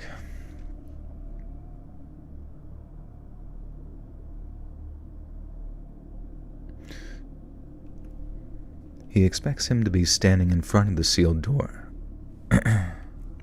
Oh, I have this spray, dude. Look at this. Whoever suggested that I get the vocal ease is an absolute baller G unit.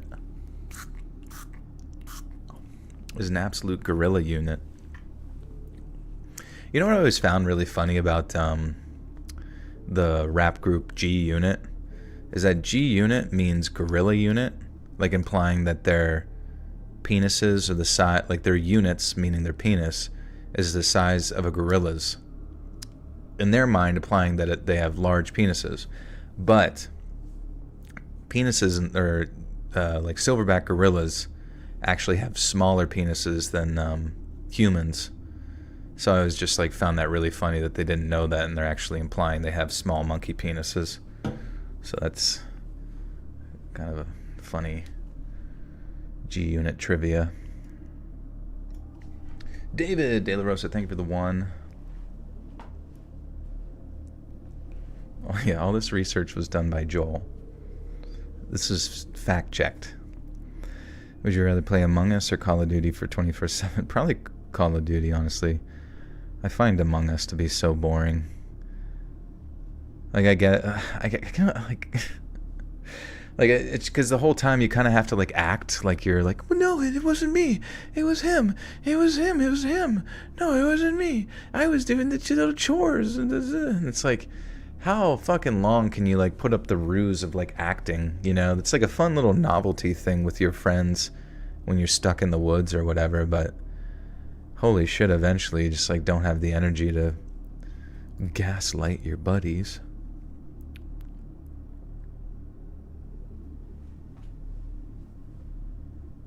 It's Gorilla Unit the fighter, not Gorilla Unit the animal body part. What? But it's fact-checked by me. Didn't you hear when I said fact-checked? When people tell you, when you're at a debate, right, and you say something a little bit much, and then the person running the debate says, "Oh, actually, our fact checkers said this." You believe the fact checkers. You believe them. You trust them. They are God for those 3 seconds. And even if your Google search comes up slightly different than theirs, you don't go doing your own you're not supposed to do your own research. You trust the experts.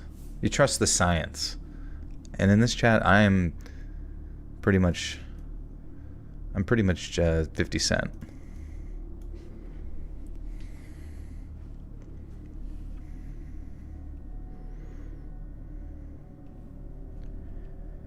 He expects him to be standing in front of the sealed door, but as each traverses the zigzag and comes face to face with it, Patterson is nowhere to be seen.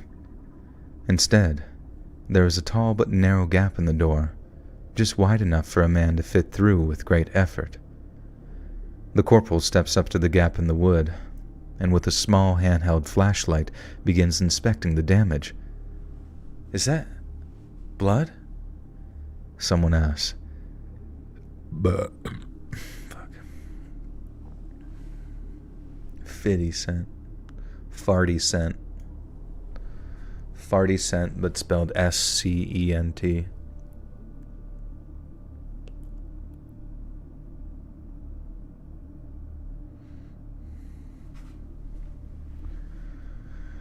would be surprised if 50 Cent get canceled next. Honestly, from how much he was like talking trash on like Diddy and like kind of saying all the weird stuff that Diddy was doing at those parties and all that kind of thing, it almost sounds like to me that somehow 50 Cent was able to avoid being involved in any of that like trafficking stuff that was going on there, unlike, you know, many of the other rappers. I am very curious like how many celebrities will be revealed as to being heavily involved in all that kind of stuff, because I feel like we're seeing random stuff with like Ellen DeGeneres lately, and I'm very curious about that because that's pretty strange.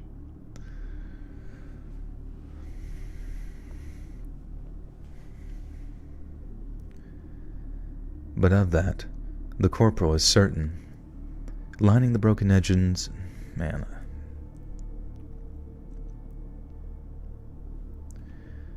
Lining the broken edges of the wooden planks, fresh blood glistens in the flashlight's dull yellow beams.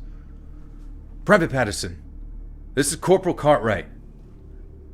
The corporal yells into the darkness beyond the gap in the wood. "I am ordering you to return to your post immediately." A moment of silence follows as the soldiers wait for a response that never comes. I can't hear you, Corporal." Or he can't.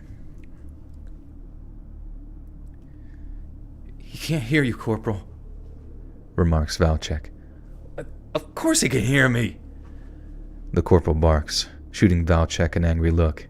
"He's just a goddamn coward who's going to make us go in there and drag him out ourselves.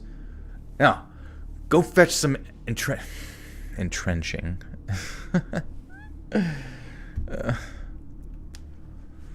Now go fetch us some entrenching tools. We're going to pry some of this. I can't do... Oh, my God. I just can't... He's, like, so formal.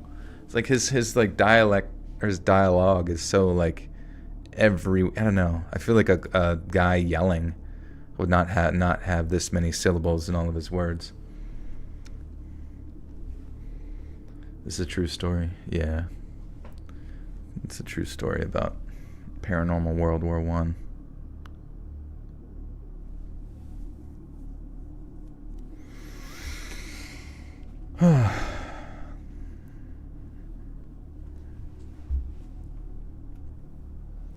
Now go fetch me some entrenching tools. We're going to pry some more of this wood off so we don't end up with infected splinters. The soldiers obey, returning with their portable steel shovels before prying apart the planks. Once there is ample room to traverse the threshold, the corporal asks for volunteers. There is hesitancy among the men. "Fine. I'll go myself," the corporal says. "But Donahue, you're coming with me, just in case we have to drag Patterson out by the arms." Donahue reluctantly steps forward, his rifle still in hand. "Give your weapon to Valchek there, Private," the corporal says. "You're not going to need it." "If it's all the same to you, Corporal, I'd like to keep it with me if we're going down there," Donahue replies. "The only person down there is Private Patterson," the corporal says. "If there were any Germans, they'd have announced themselves by now, you think? And if Patterson decides to resist, or worse, attacks us, and I'll shoot him myself." And, as if to illustrate the point, the corporal hands his own rifle to a nearby soldier and retrieves his sidearm from his holster. "Stay close behind," he says, and then steps towards the enlarged opening in the wooden door. But just as he does, the group hears something moving towards them in the darkness beyond that door. "Patterson?" the corporal asks. "Is that you?" The shuffling beyond the door continues, but no one responds. The passageway beyond the door seems to double back on itself, as if a spiraling tunnel has been carved out of the earth. The shuffling continues to echo around the bend, growing louder and louder until finally, Private Patterson comes into view. "There you are," the corporal says. "You better not be drunk, Patterson, because I swear to God if you are, then—" The corporal catches a glimpse of Patterson's face and is suddenly silenced. "Patterson," he asks, "what the hell happened to you?" As Patterson continues to shamble towards the doorway, he raises his head and locks eyes with the corporal. Patterson's eyes are so bloodshot they appear almost black, while tears of fresh, bright blood form streaks as they follow the contours of his face. His jaw hangs slack, revealing bloody lips and stained teeth, yet despite his injuries, he doesn't make a sound. "God damn it, Patterson!" the corporal spits. "Someone help me carry him down."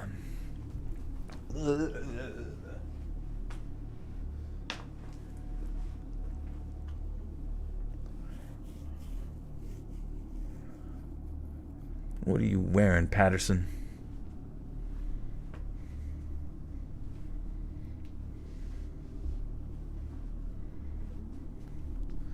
"Someone help me carry him to the dugout. He's going to need medical attention right away."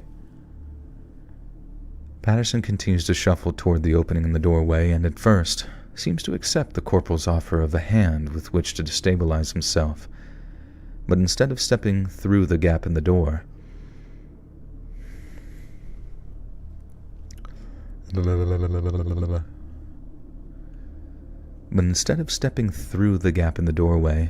Patterson's fingertips begin digging into the corporal's wrist before he jerks him toward the opening and plunges his bayonet into his neck. In an instant, the corporal manages to free himself from Patterson's grip. He emits a kind of half-choking, half-gargling sound, then with wide, panicked eyes attempts in vain to stem the bleeding as he collapses to his knees. "What the fuck, Patterson?" Rawls yelps. He rushes to the corporal's aid, but the wound to his throat is too deep and the bleeding too heavy. "Drop the fucking bayonet, Pat!" Daniels roars, leveling his shotgun and pointing the barrel towards Patterson. "I said drop it!" But Patterson continues to ignore him. His face remains expressionless as he drops.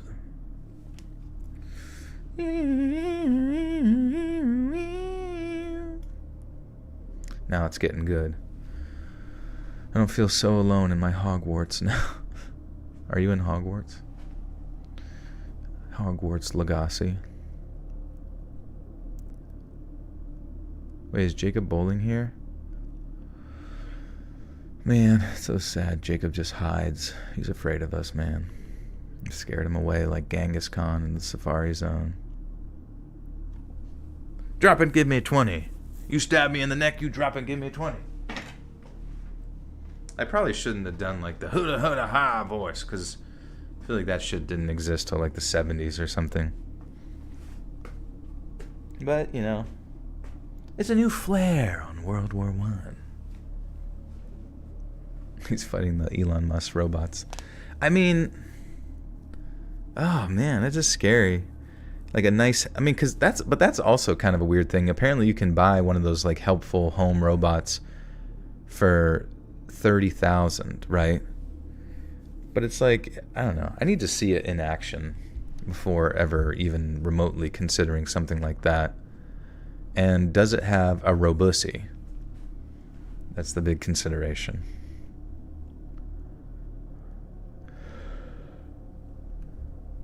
His face remains expressionless as drops of blood continue to leak from swollen tear ducts. Then, as he attempts to climb through the opening in the door, his fellow soldiers back off with their weapons aimed. "Stay back, Patterson!" Daniel screams, "I'm fucking warning you!" But Patterson does not listen. He simply continues to force his way through the opening in the sealed door. He falls, clumsily finds his feet, and then as his fellow soldiers watch in horror, Patterson appears to sniff, then taste the air in front of him. "Jesus fucking Christ!" Donahue gasps. "I told you, Donnie," Walter says. "I told you there was something wrong with him." The two soldiers back up even further, but Daniels, the trench gunner, stands his ground. "You keep away from me, Pat!" He yells, racking around in his shotgun with a rhythmic mechanical pump. Patterson advances, raising the blade above his head as he lunges towards Daniels. "I fucking warned you!" He screams. As he pulls the trigger, the blast of his shotgun lights up the trench in a flash of flame and sparks. The force of a point-blank shotgun blast tears Patterson's body asunder, blocking off his arm and shoulder before he... blocking.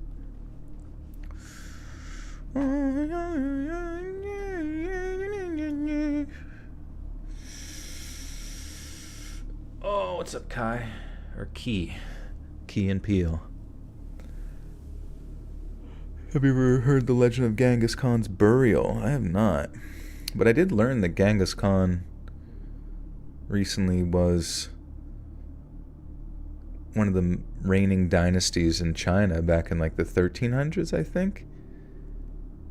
And then, what was the... like his bloodline was just like a bloodline of like conquerors, Kublai Khan, shit like that. I didn't really know much about them. Did Genghis Khan's bloodline lead to... but his descendants did play a significant role in the spread and... oh yeah, this is crazy. Genghis Khan's bloodline did not directly lead to Islam, but his descendants did play a significant role in the spread and influence of Islam in certain regions. While Genghis Khan himself followed a traditional Mongol shamanistic belief system, several of his descendants, particularly those who ruled after him, converted to Islam and helped integrate Islamic culture into their empires. One of the most notable examples in Genghis Khan's grandson, Burqa Khan, who were the ruler of the Golden Horde. He converted to Islam in the mid-13th century and became the first Mongol leader to embrace the religion. This led to increased Islamic influence in the areas under his control, particularly in parts of Russia and Central Asia. Additionally, other Mongol rulers, such as the Ilkhanate rulers in Persia, gradually converted to Islam. It's just interesting, like the crossover between like Genghis Khan and like his, I guess, imperialistic rule and the spread of Islam. It's kind of fascinating.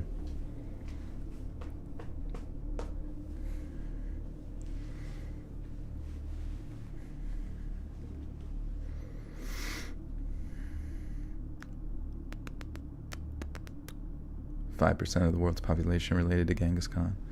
I guess that would make sense.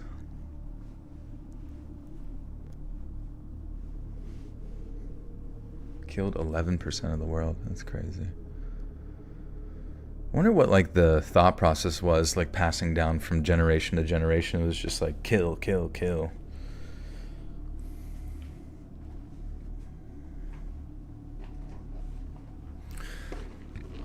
You dang Mongolians.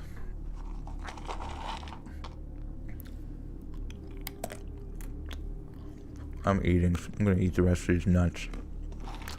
These nuts. Conquistadors in Spain. Yeah, dude. Isn't that crazy? Like, most of the world's religions were just, like, spread through conquering. Just, like, all of South America speaking Spanish or Portuguese or some shit. I mean, obviously, it's kind of a simplistic view of it all, but...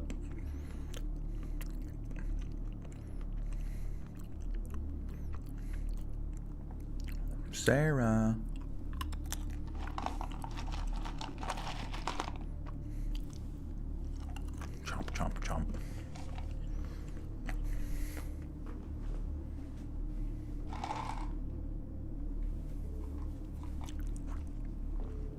Shaka Khan.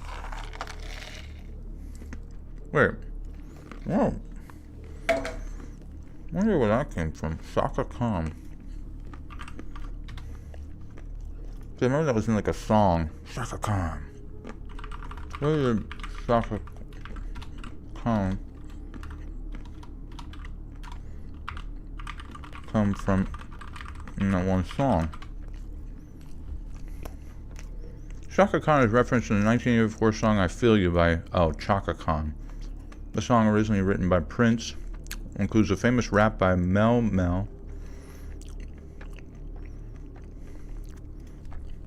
Does it have anything to do with Genghis Khan? No, the reference to Chaka Khan is the song doesn't have anything to do with Genghis Khan. Oh. The name Chaka Khan is the stage name of the singer whose real name is Yvette Marie Stevens. She named the name Chaka Khan after joining the Black Panther Party in her youth and embracing African culture. Khan is a title used in various cultures, but her name is not connected to Genghis Khan, the famous Mongol conqueror. The similarity in sound between Chaka and Genghis is coincidental and not historical. Alright, well, I like to believe what I believe, so. Hey, Jonah! Welcome, dude. Thank you so much. Welcome to the Buttersalt Cult. You have access to bonus content.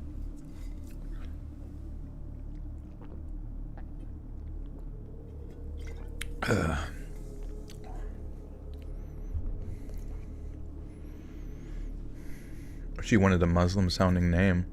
Well, that's kind of interesting, though, that just, like, finding that crossover between...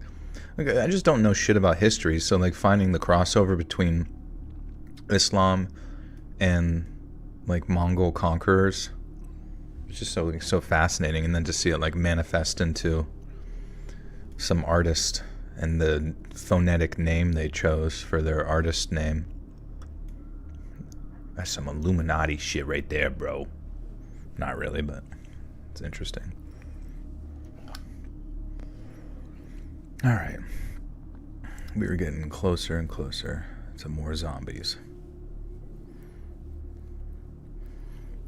The idea of, like, World War I zombies, though, is just, like, so crazy.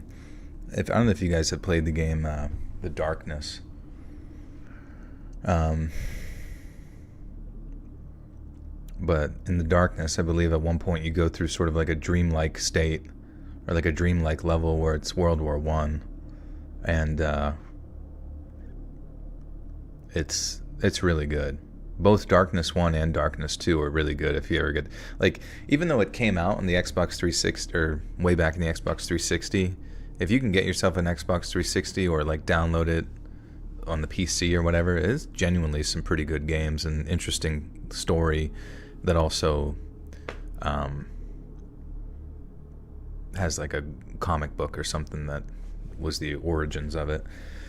Do I like kombucha? Yeah, it's kind of funny you say that. I'm drinking kombucha. Right, meow. Oh yeah, baby. Call of Duty, but that's World War II zombies, right? Yeah. But we're going back one war.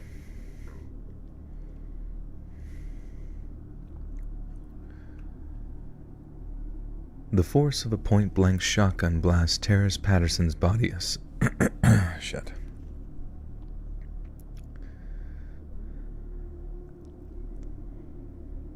The force of a point-blank shotgun blast tears Patterson's body asunder, blowing off his arm and shoulder before he collapses backward into the mud.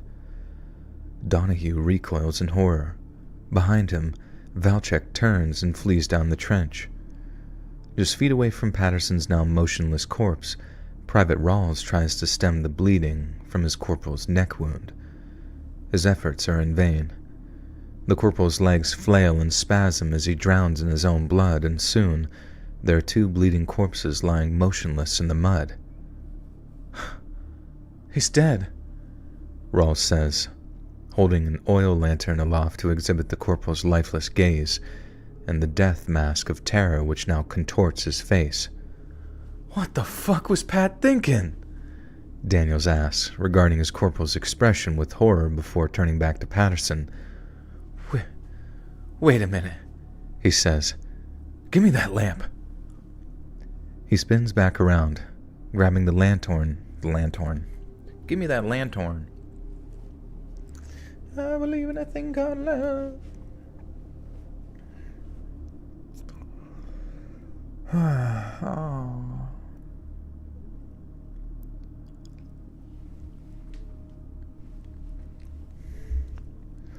Crucify Elon's Optimus robots. That would be funny. I really do wonder how fast it's gonna just... You know what I mean? Like, we're seeing robots, like, moving... You know, what's that one robot? Team Boston or Boston Dynamics style robots, but just... as, like, effective helpers. I don't know how effective they're gonna be, but... It does make you wonder how fast the technology is gonna move. Way too soon for robo-servants. Yeah, it kind of, I don't know, when they do these like tech demos, like it's E3, I feel like in many ways it's just like promises to try to like boost their stocks, you know what I mean? To get people like hyped about something that's nowhere near ready or even capable of being as they represent in the trailer, essentially. See their robots walk, their hips do a little shimmy, that's funny. They're showing off that ass. They might as well just give them like jiggly physics at this point.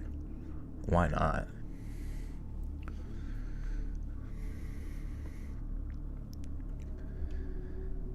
He spins back around, grabbing the lantern from Private Rawls, and then holds it aloft to see that Patterson is still moving. Blood cascades from his nose and mouth, while a deep, dark puddle of it forms where his arm and shoulder used to be. But sprouting out from the open wound, in long, gore-soaked tendrils that shimmer in the orange lantern light, are strands of what appear to be barbed wire. They move as if endowed with life of their own, twisting and slithering as if uncoiling from the cavity of Patterson's chest. Daniels moves the lantern, tracing the path of the wire tendrils' movement, and then recoils when he sees another squirming collection sprouting from the raw meat of Patterson's severed arm. What the fuck? He gasps. The soldier watch aghast as the two swarms of probing wire tendrils suddenly find one another, and then after a few moments of twisting, turning union, the wires begin dragging the broken pieces of Patterson's body back together through the mud. His eyes open, two bloodshot bulbs that now appear as slivers of obsidian embedded in his...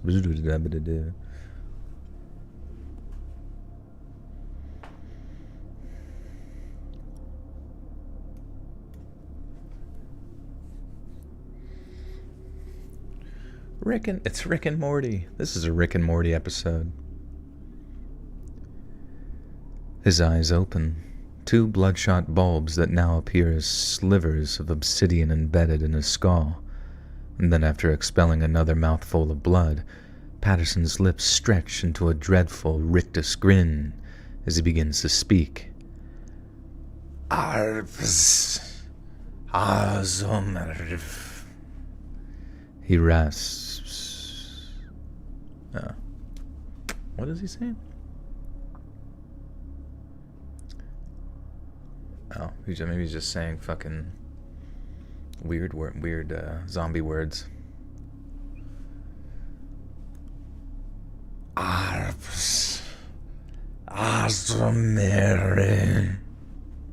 He rasps, in a voice not his own. Navarro. Beacon. Oh, yeah? Daniel roars. Well, fuck you, too! He then points his shotgun towards Patterson's head and fires. With another flash of smoke and flame, Patterson's skull completely disintegrates. Yet the barbed wire sprouting from his chest and shoulder not only continue their attempts to reform his broken body, but even more of the bloody metal filaments begin to sprout from the stump of his neck, twitching and swaying like some eldritch insectoid antennae. Just fucking die already! Daniel howls as he begins speed-pumping shotgun blasts into that thing that used to be Patterson. The impact of each quick, successive blast causes Patterson's body to spasm and shake, with each bloody hole revealing more twisted strands of living wire. Out of the way! Someone suddenly screams. And it's Valchek. He's carrying something. Get out of the fucking way! He repeats, shoving himself through the collection of terrified shoulders, all of whom are backing away from the bodies of Patterson and the corporal. Valchek runs towards Patterson, wired.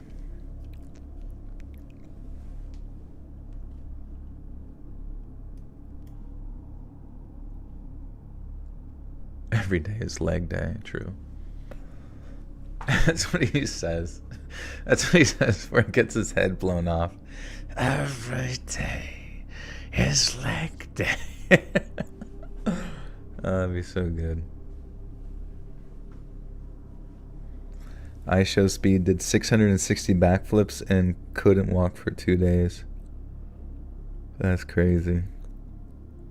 That's a lot of... I don't really know what it takes to do a backflip. I know he's really good at it. But I guess that would take its toll on your joints and shit. I hope he got some rest. That's so crazy. He just like casually knows how to do backflips. I kind of need to like look this up now. I mean, he jumped over a fucking car. Like 2 cars. He like did the thing that like Kobe Bryant like had like fake did, you know? It's just so insane to me. iShow Speed backflip. iShow Speed does the cleanest backflip. Oh yeah, that's that one. iShow Speed does the smooth. Yeah, I just need to watch him do a backflip. There's just something cool about that, man.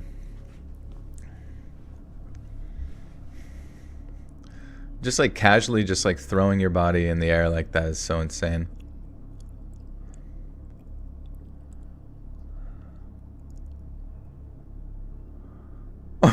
Like, it's so insane. He just like casually stands there and just like rotates his... I don't know. I don't think I've ever seen anyone do... Like, normally they do a backflip, they like tuck.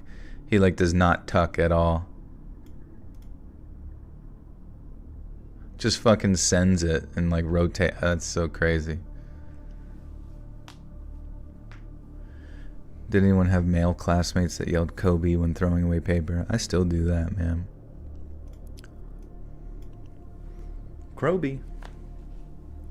And I throw a rock at a random woman on the street.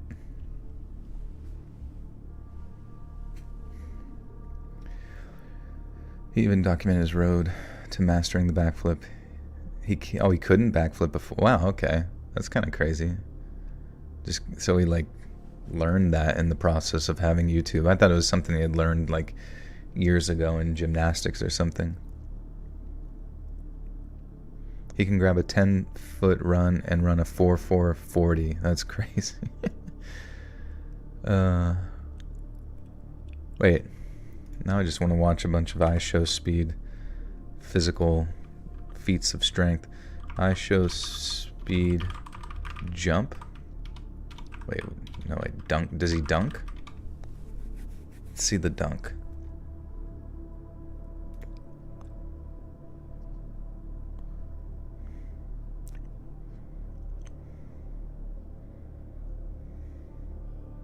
Oh my god, he just like floated up there. That's crazy. Hey Joel, just drawn while listening to your stream. Nice, what'd you draw?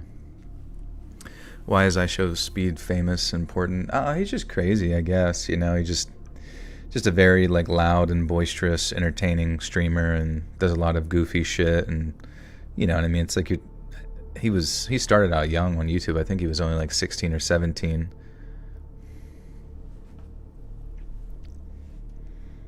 And he's just like progressively gotten bigger and bigger as time has gone on. Thoughts on Johnny Somalia?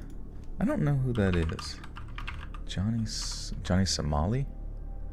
Oh yeah, didn't he get arrested? I saw something pop up where it was like the thing that he interacted with some IDF soldier And isn't he going to jail for 99 years or something fucking insane? Or maybe he's banned off of YouTube for 99 years. I don't know. I remember seeing something like his interaction with like an IDF soldier got him like, got somebody jailed for a long ass fucking time. He's hiding in South Korea.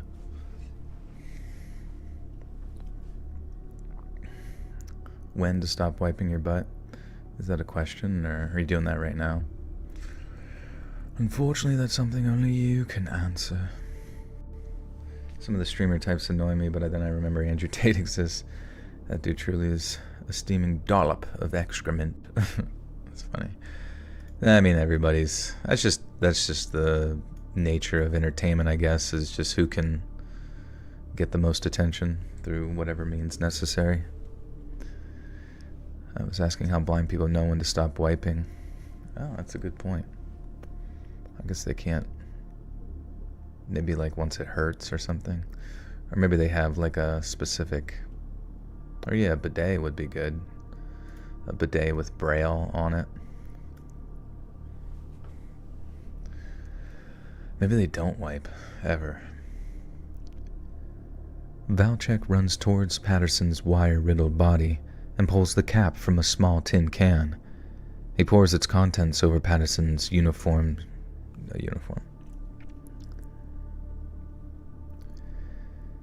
He pours its contents over Patterson's uniform, strikes a flame from a lighter, and then tosses it at him.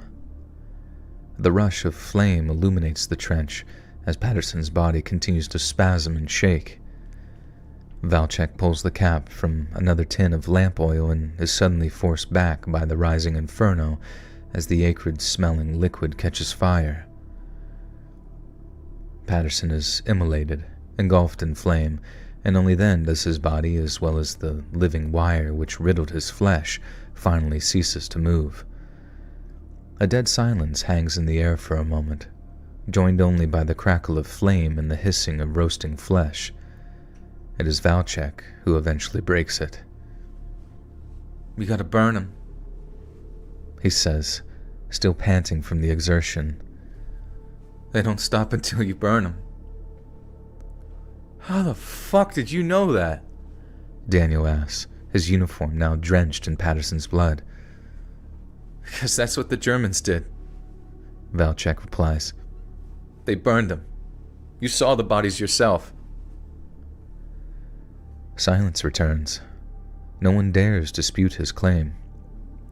"We need to get the fuck out of here," Rawls finally says, "before what happened to Patterson happens to us. If we don't do something, what happened to Patterson might happen to everyone." "We need to get the fuck out of here," Rawls finally says, "before what happened to Patterson happens to us. If we don't do something, what happened to Patterson might happen to everyone," Valchek says ominously. "Who the fuck made you the expert on this black magic bullshit?" shouts Rawls. "Patterson went down into that fucking bunker, whatever it is, and then came out all fucked up. We stayed up here, and what do you know, we're fine." "Then what's your plan, Rawls?" Donahue asks.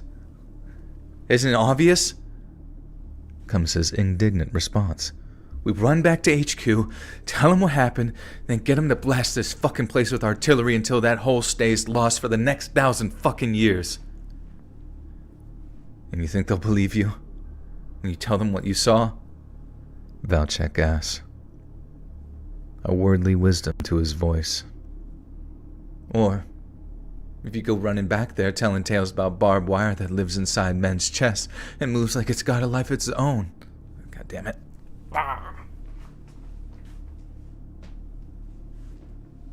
Pradeep's so cute over there, sprawled out, sleeping and shit.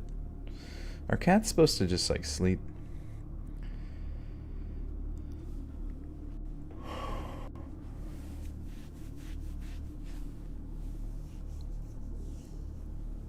Okay.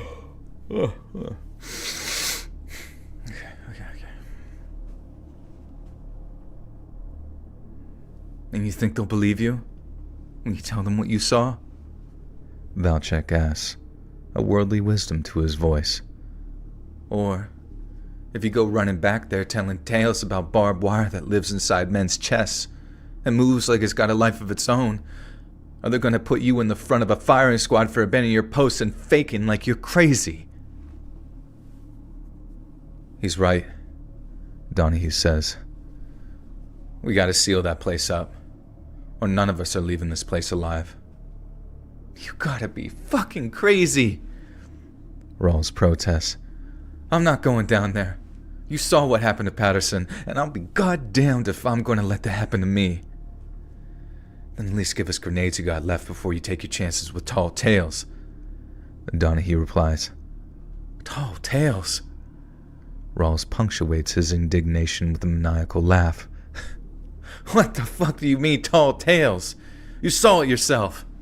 There's something fucking unholy going on this fucking trench, and I, for one, am getting the fuck out of here. As Patterson's body continues to burn, Rawls storms off in the direction of the dugout. Spit in my throat.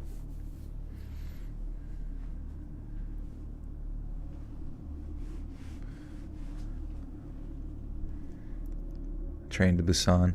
Yeah, I'm gonna watch it here soon, but I really want to watch The Sadness. You guys mentioned about the movie The Sadness, and there's something about that just seems to really stick out to me. At least conceptually, the idea of like an infection turning you into like a sadistic fucking freak.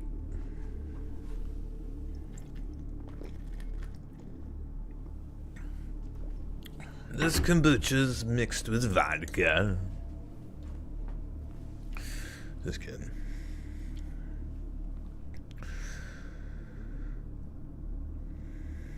Astro Child, welcome back for 3 years. Twerk or treat. Twerk or treat. What streaming service do I have? I have Amazon Video, and I have Netflix. And I have Glubio. I don't know if you guys use Glubio, but it's got everything that's normally on Glooby and the Gloob family networks. Is Marcus Hamill a better voice actor or screen actor? I haven't seen him on like screen in a long time. I really don't even know if he's, because it's kind of hard to. It'd be hard for him to be in anything because everyone would just be like, oh, that's Mark Hamill. But he's definitely a very good voice actor. And obviously Star Wars.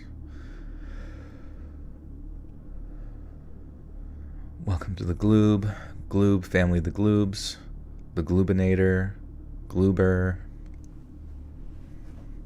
Mr. and Mrs. Gloobastank. Glooby and the Great Globulation. Saving Private Gloob. Am I nocturnal? Yeah. As Patterson's body continues to burn, Rawls storms off in the direction of the dugout. Donahue, Valchek, and Daniels follows him, where the heated discussion continues. Chapter 4. Gloob, glooby, gloob, gloob, gloob. Astro Child, goddamn. You meant it. Now I'm curious what the treat was. Thank you so much. I'm feeling absolutely globular. Sounded like a twerk to me. Sounded like a squirk. I'm making it squirk. Thank you so much. Seriously, that's very kind. What's new? What's happening? Thank you for the 3 years. Chilling with the stream. What have you been up to for these 3 whole years? Anton LaVey predicted we would all be pairing up with robots and we're on our way. Yeah, I guess. I don't know. I guess it's easier that way sometimes too. If everybody's agreeable and they do whatever you say, like, It doesn't matter whether male or female.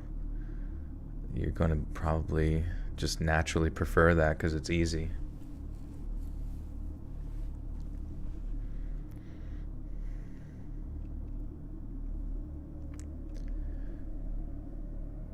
After almost a half hour of intense debate, the 5 surviving soldiers come to an agreement.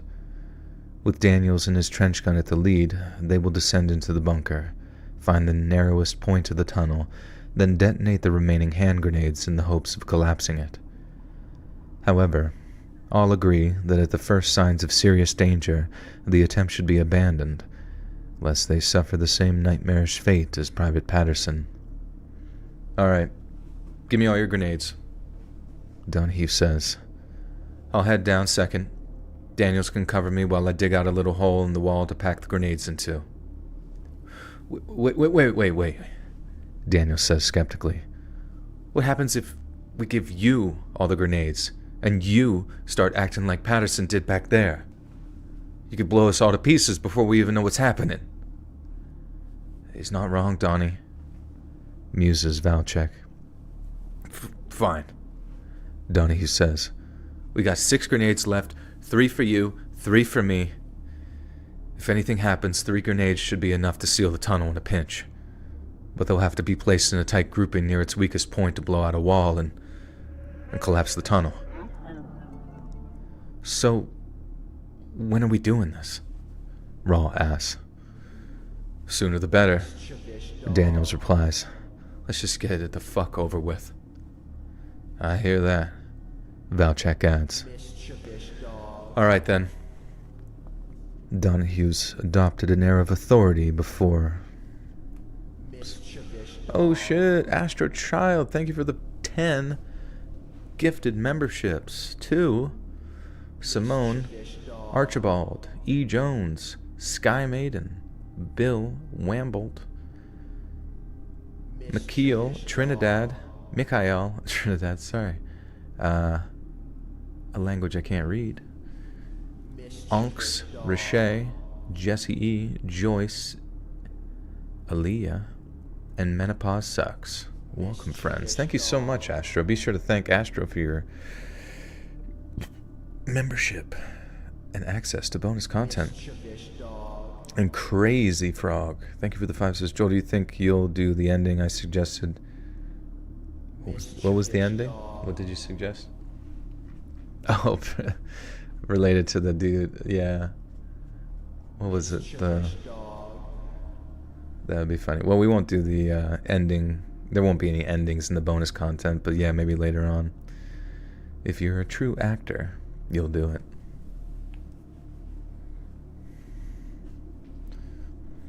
All right, then. Donahue's adopted air of authority becomes a mask which hides his fear. Let's move out. After ensuring they're ready for battle, and the hand grenades have been safely distributed among the 2 lead soldiers, the 4 men step out of the dugout. Man, my voice keeps squeaking like a little squonker.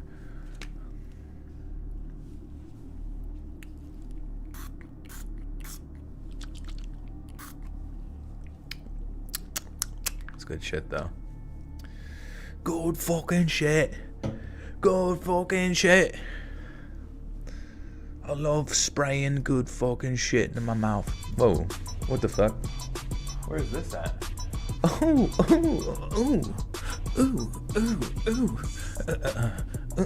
holy shit. Samira, thank you so much for the $100. Holy crap. Happy Halloween. Thank you. Happy Halloween to you. That came over on Streamlabs there. It caught me off guard, but thank you so much. Very kind. Very, very kind. Guys, you are too freaking nice to me. What a dream. What an absolute dream. Dreams do come true. Thank you guys again. Thank you, Samira. Very, very kind.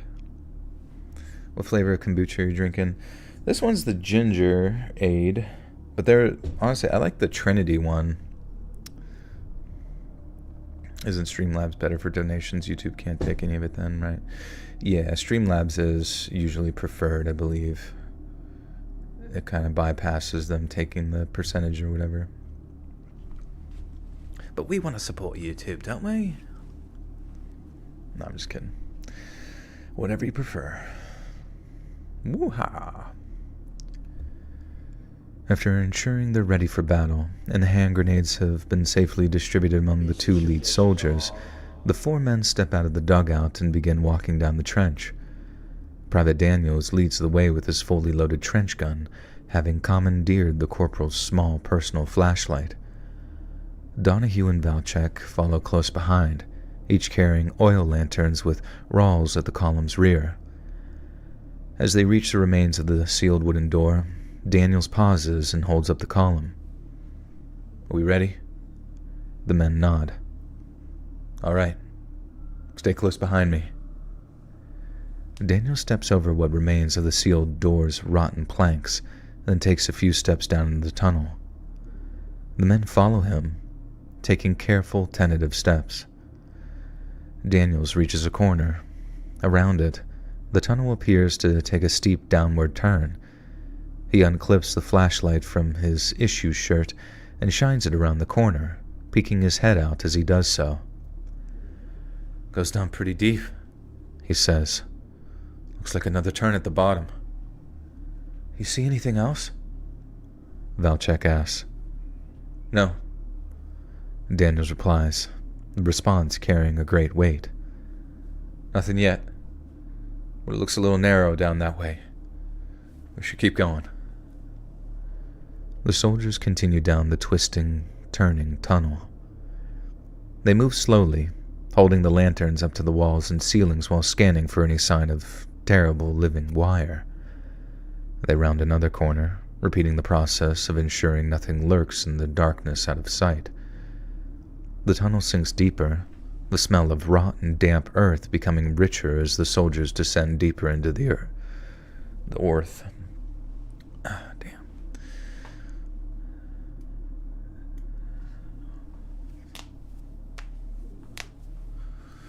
Trying to take a dump, but no successes. Yeah, you don't want to force that. You can say have a nice day and YouTube deletes it. I wonder why. Oh, and Daphne Law, welcome back for 3 months. Thank you, thank you.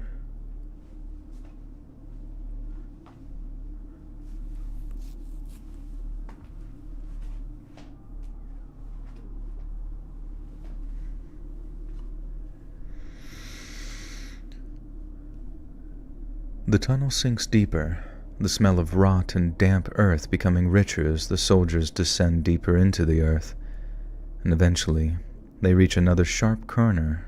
Sharp corner. Oh my god.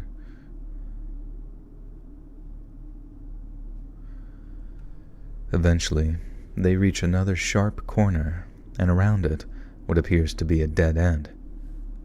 Is this it? Daniels asks. What the fuck were you expecting? Donahue asks in reply. I don't know. Something more than nothing, I guess? But nothing's better than something down here, right? Rawls adds. Right.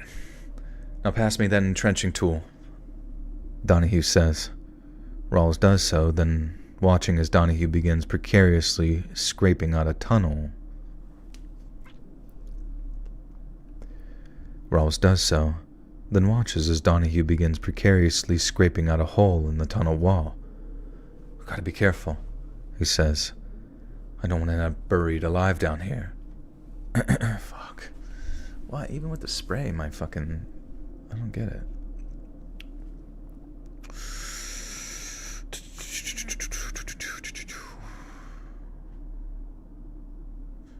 If women have menstruation, how come men don't have womenstration?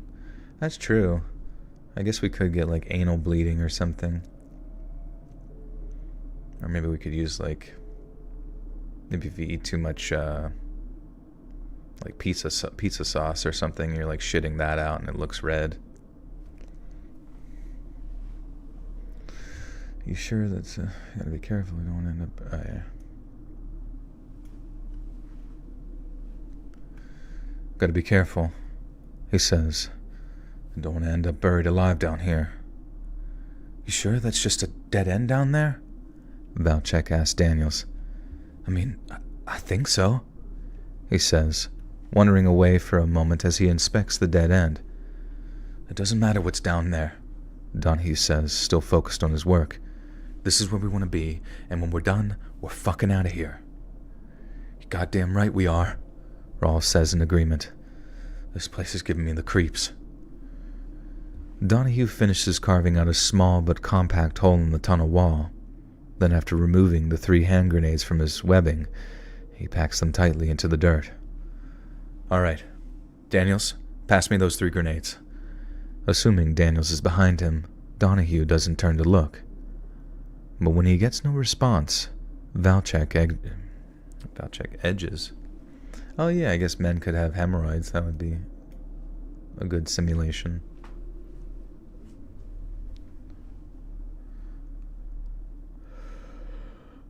Demons have demonstration. That's true. They're demonstrating their menstruation. Gamers have PlayStation. But when he gets no response, Valchek edges around the narrow corner and raises his lantern. Daniels is nowhere to be seen. What the fuck? Valchek hisses. Where did he go? Daniels? Donahue calls out. Daniels, where the fuck are you?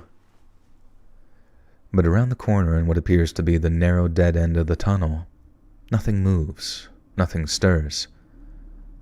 Unable to believe his eyes, Donahue rushes down the final tunnel, and in an instant, his suspicions are confirmed. On one section of the wall, the earth had been wiped away to reveal a filthy but astoundingly smooth portion of rock, and running through it is a crack just large enough for a man to fit through. Donahue knows that Daniels forced his body through the narrow schism, because he can see his flashlight way down at the bottom of what appears to be some kind of cave as he walks slowly through the darkness. You gotta be fucking kidding me, Donahue yells. Daniels, what the fuck are you doing? But Daniels does not hear him. He doesn't even stop. He simply carries on walking through the darkness with a small portable flashlight just barely penetrating the inky blackness ahead of him. Donahue leans his rifle against the tunnel wall, takes off his webbing to further minimize his profile, then begins sliding his body through the crack in the smooth stone wall. What the fuck are you doing, Donnie? Valchek asks. Just fucking leave him. I can't do that, Walter. Donahue replies. Why not? Valchek asks. You said it yourself. 3 grenades are enough. And what if it were you, huh? Donahue furiously interjects. Would you still want me to just fucking leave you? There might not be anyone left to bring home, Donnie. Valchek cries. You saw what happened to Patterson. You don't know that, Walter. Donahue replies. There still might be time. But if I'm not back in 5 fucking minutes, you blow that tunnel and run. Don't fucking do this, Donnie. Valchek begs. Please. Donahue's reply is cold and resigned. I have to. Then without another word, he slips through the narrow rocky schism and into the darkness below. Donahue finds himself sliding down a smooth face of gently sloping cave, the damp rock feeling almost slimy underfoot. By the time he reaches the chamber's basin, Daniels is almost 50 meters ahead. Daniels! Donahue cries in the loud, throaty whisper. Stop! But Daniels doesn't stop, and as he continues to slowly and calmly pace through the darkness, the small flashlight clipped to his issues.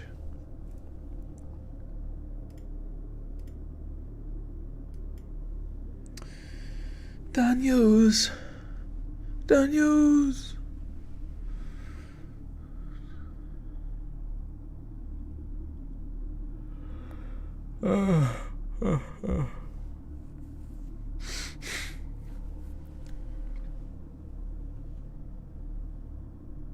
In some countries, people take dumps only in the woods and wipe with their left hand. That's what G-Unit would do. That's what Genghis Khan would do. But Daniels doesn't stop, and as he continues to slowly and calmly pace through the darkness, the small flashlight clipped to his shirt begins to illuminate something in front of him. Daniels takes a few more steps forward, then stops. Donahue halts behind him, his gaze fixed in horror on the figure that Daniels' flashlight has now fully revealed. Standing before him, glistening in the dull yellow light, is some kind of bipedal sculpture. Its face is featureless. Its loins and chest are stark and flat, but its shape is unmistakably human. Then, as Donahue takes another few steps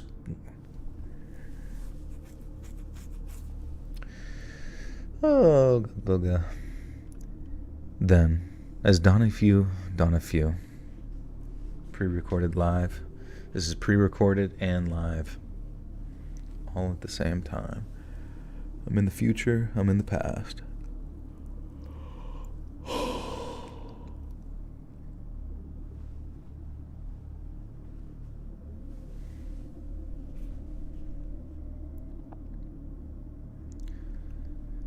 Then, as Donahue takes another few careful steps across the smooth stone floor, he recognizes the material used in its construction. The figure is made entirely of barbed wire.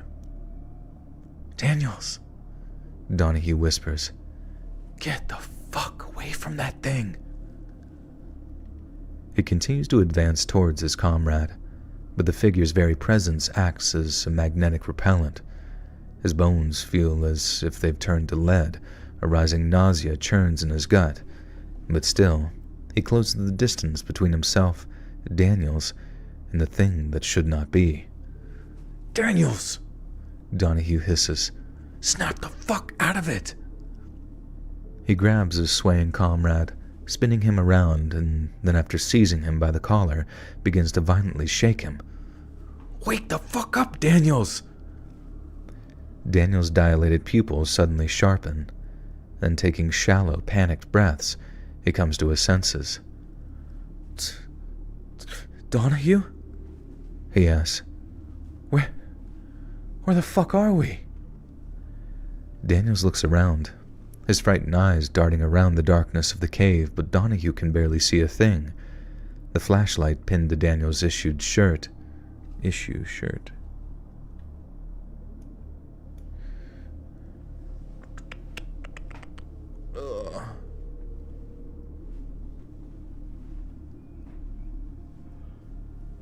"Hey, see you, Jessica. Take care."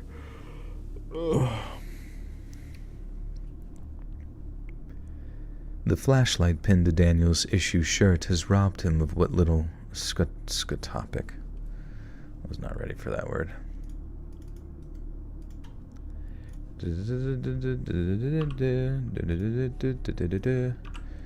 Scotopic. What does that even mean? Relating to or denoting vision in dim light, believed to involve chiefly the rods of the retina. Oh. Interesting.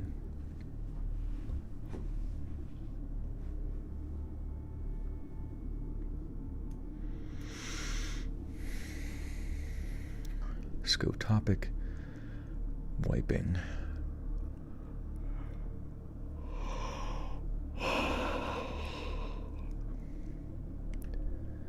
The flashlight pinned to Daniel's issue shirt had robbed him of what little scotopic vision he developed while advancing through the tunnel. All he can see is Daniel's terrified face. But then behind him, Donahue hears something that sets his teeth on edge.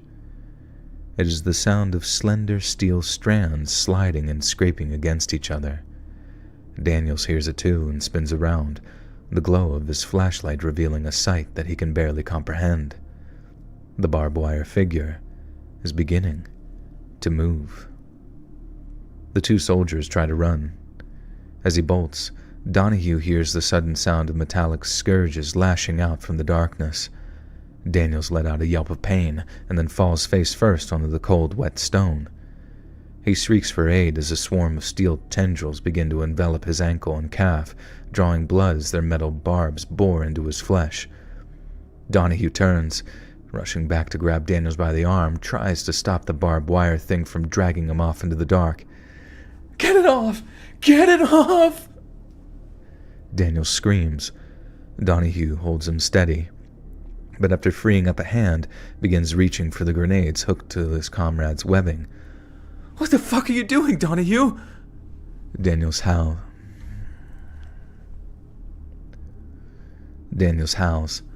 Fucking help me! Now, it is Donahue who doesn't listen. He ignores Daniel's cries and reaches for the second of the grenades still hooked to his webbing. As the living wires begin to burrow through his loins, Daniel's screams become inscrutable shrieks of unimaginable torment. Yet still he holds on to Donahue's issue shirt in a white-knuckled death grip. Donahue wrenches Daniel's fingers from his uniform, but before he lets him go, he reaches for the final fragmentation grenade, still hooked to Daniel's webbing. Yet instead of grabbing it and sliding it into a pocket as he did with the first two, Donahue hooks a finger around the grenade's pin and pulls it. I'm sorry, he says, voice quivering as he lets go of Daniel's arm. Then, with Daniel's wails of wails. This is such girl dinner. This whole story is girl dinner, written all over it. Barbed wire, girl dinner. Barbed wire and World War I trenches.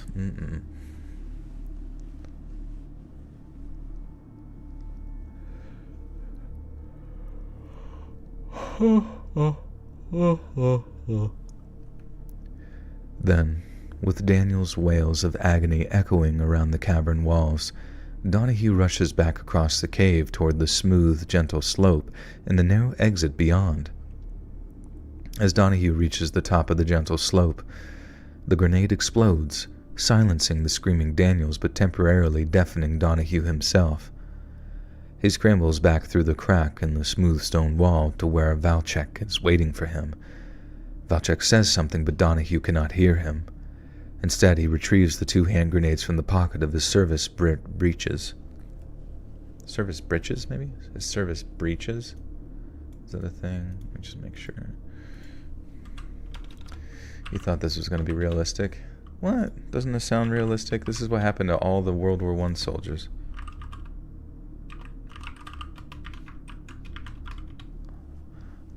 Yeah, service breeches are a type of military formal uniform pants traditionally worn by service. Oh, okay, cool.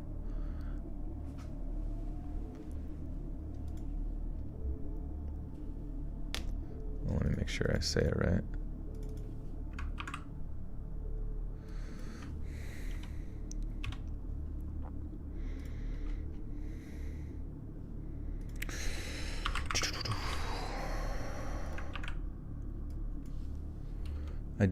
I am very much looking forward to the time where we integrate our brains with stuff and I can just think about it and look it up on Google very quickly. Breaches. Okay.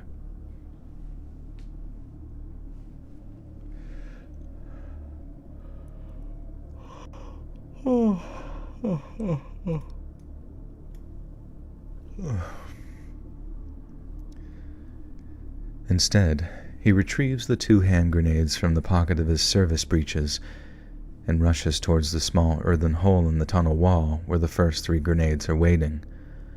Donahue cannot see what slithers along the tunnel walls to his rear, but Valchek can, and he screams at his comrade to pull the pins and run. Donahue can barely hear him.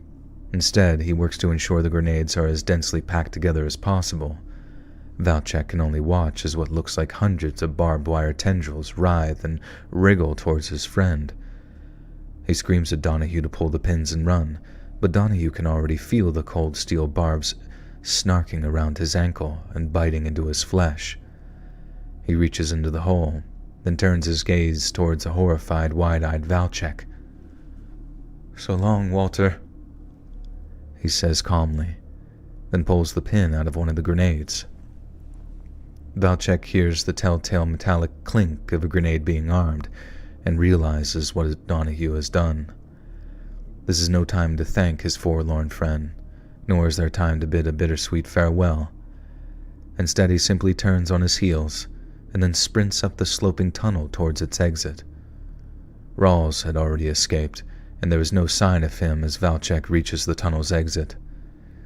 He tumbles over what remains of the sealed door, crashes into the mud of the abandoned German trench, but picks himself up and carries on. He sees a ladder, climbs it, and then goes running across no man's land back towards American lines.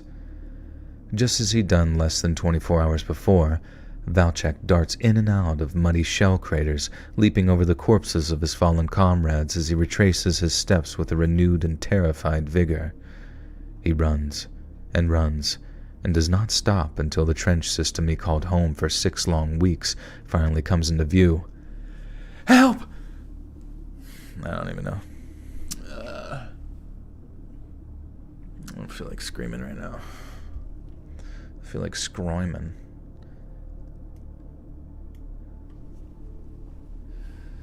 What do you think the answer is? Why do humans have butt cheeks?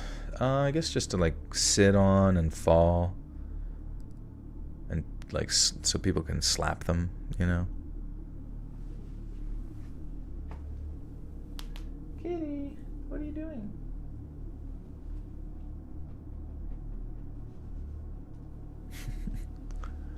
Is this bonus contact? Yeah. First contact. The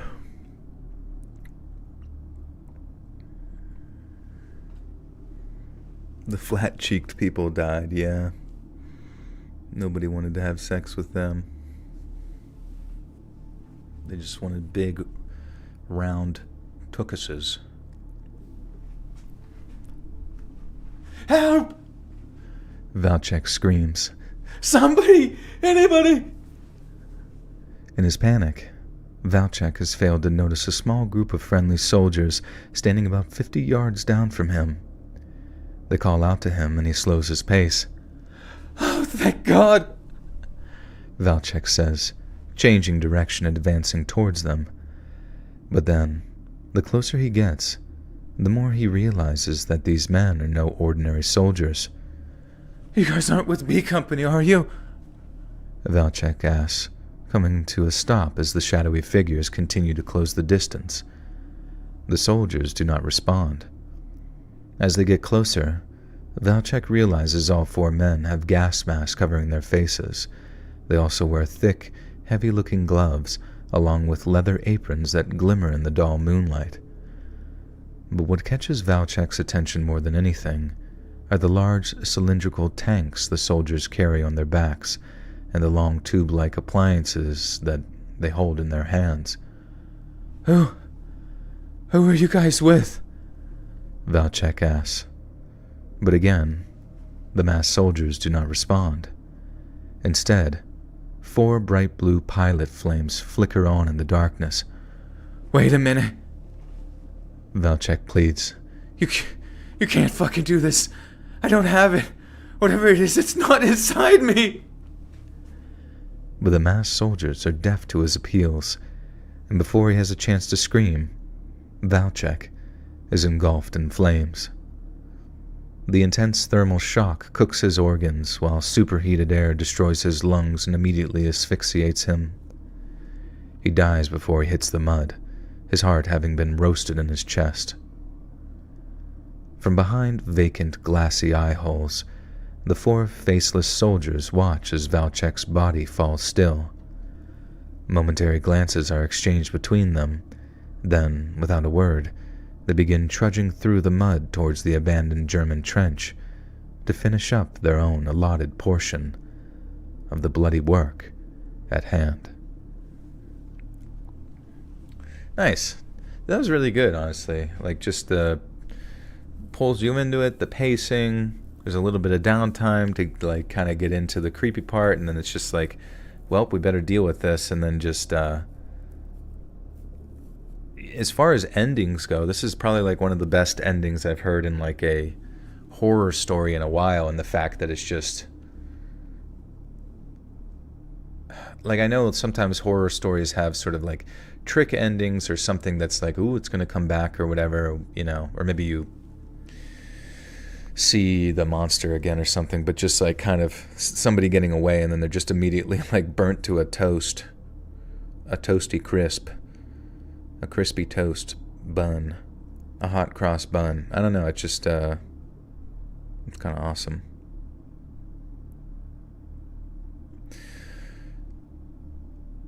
This way is Sam here. Maybe he'll probably listen to it later, but yeah, definitely give him some praise if you follow him on anything. Be sure to go follow his Substack. Yeah, guys, this was awesome. I'm pretty excited. I will be sure to get that up on the channel probably tomorrow, honestly, if I can get to editing.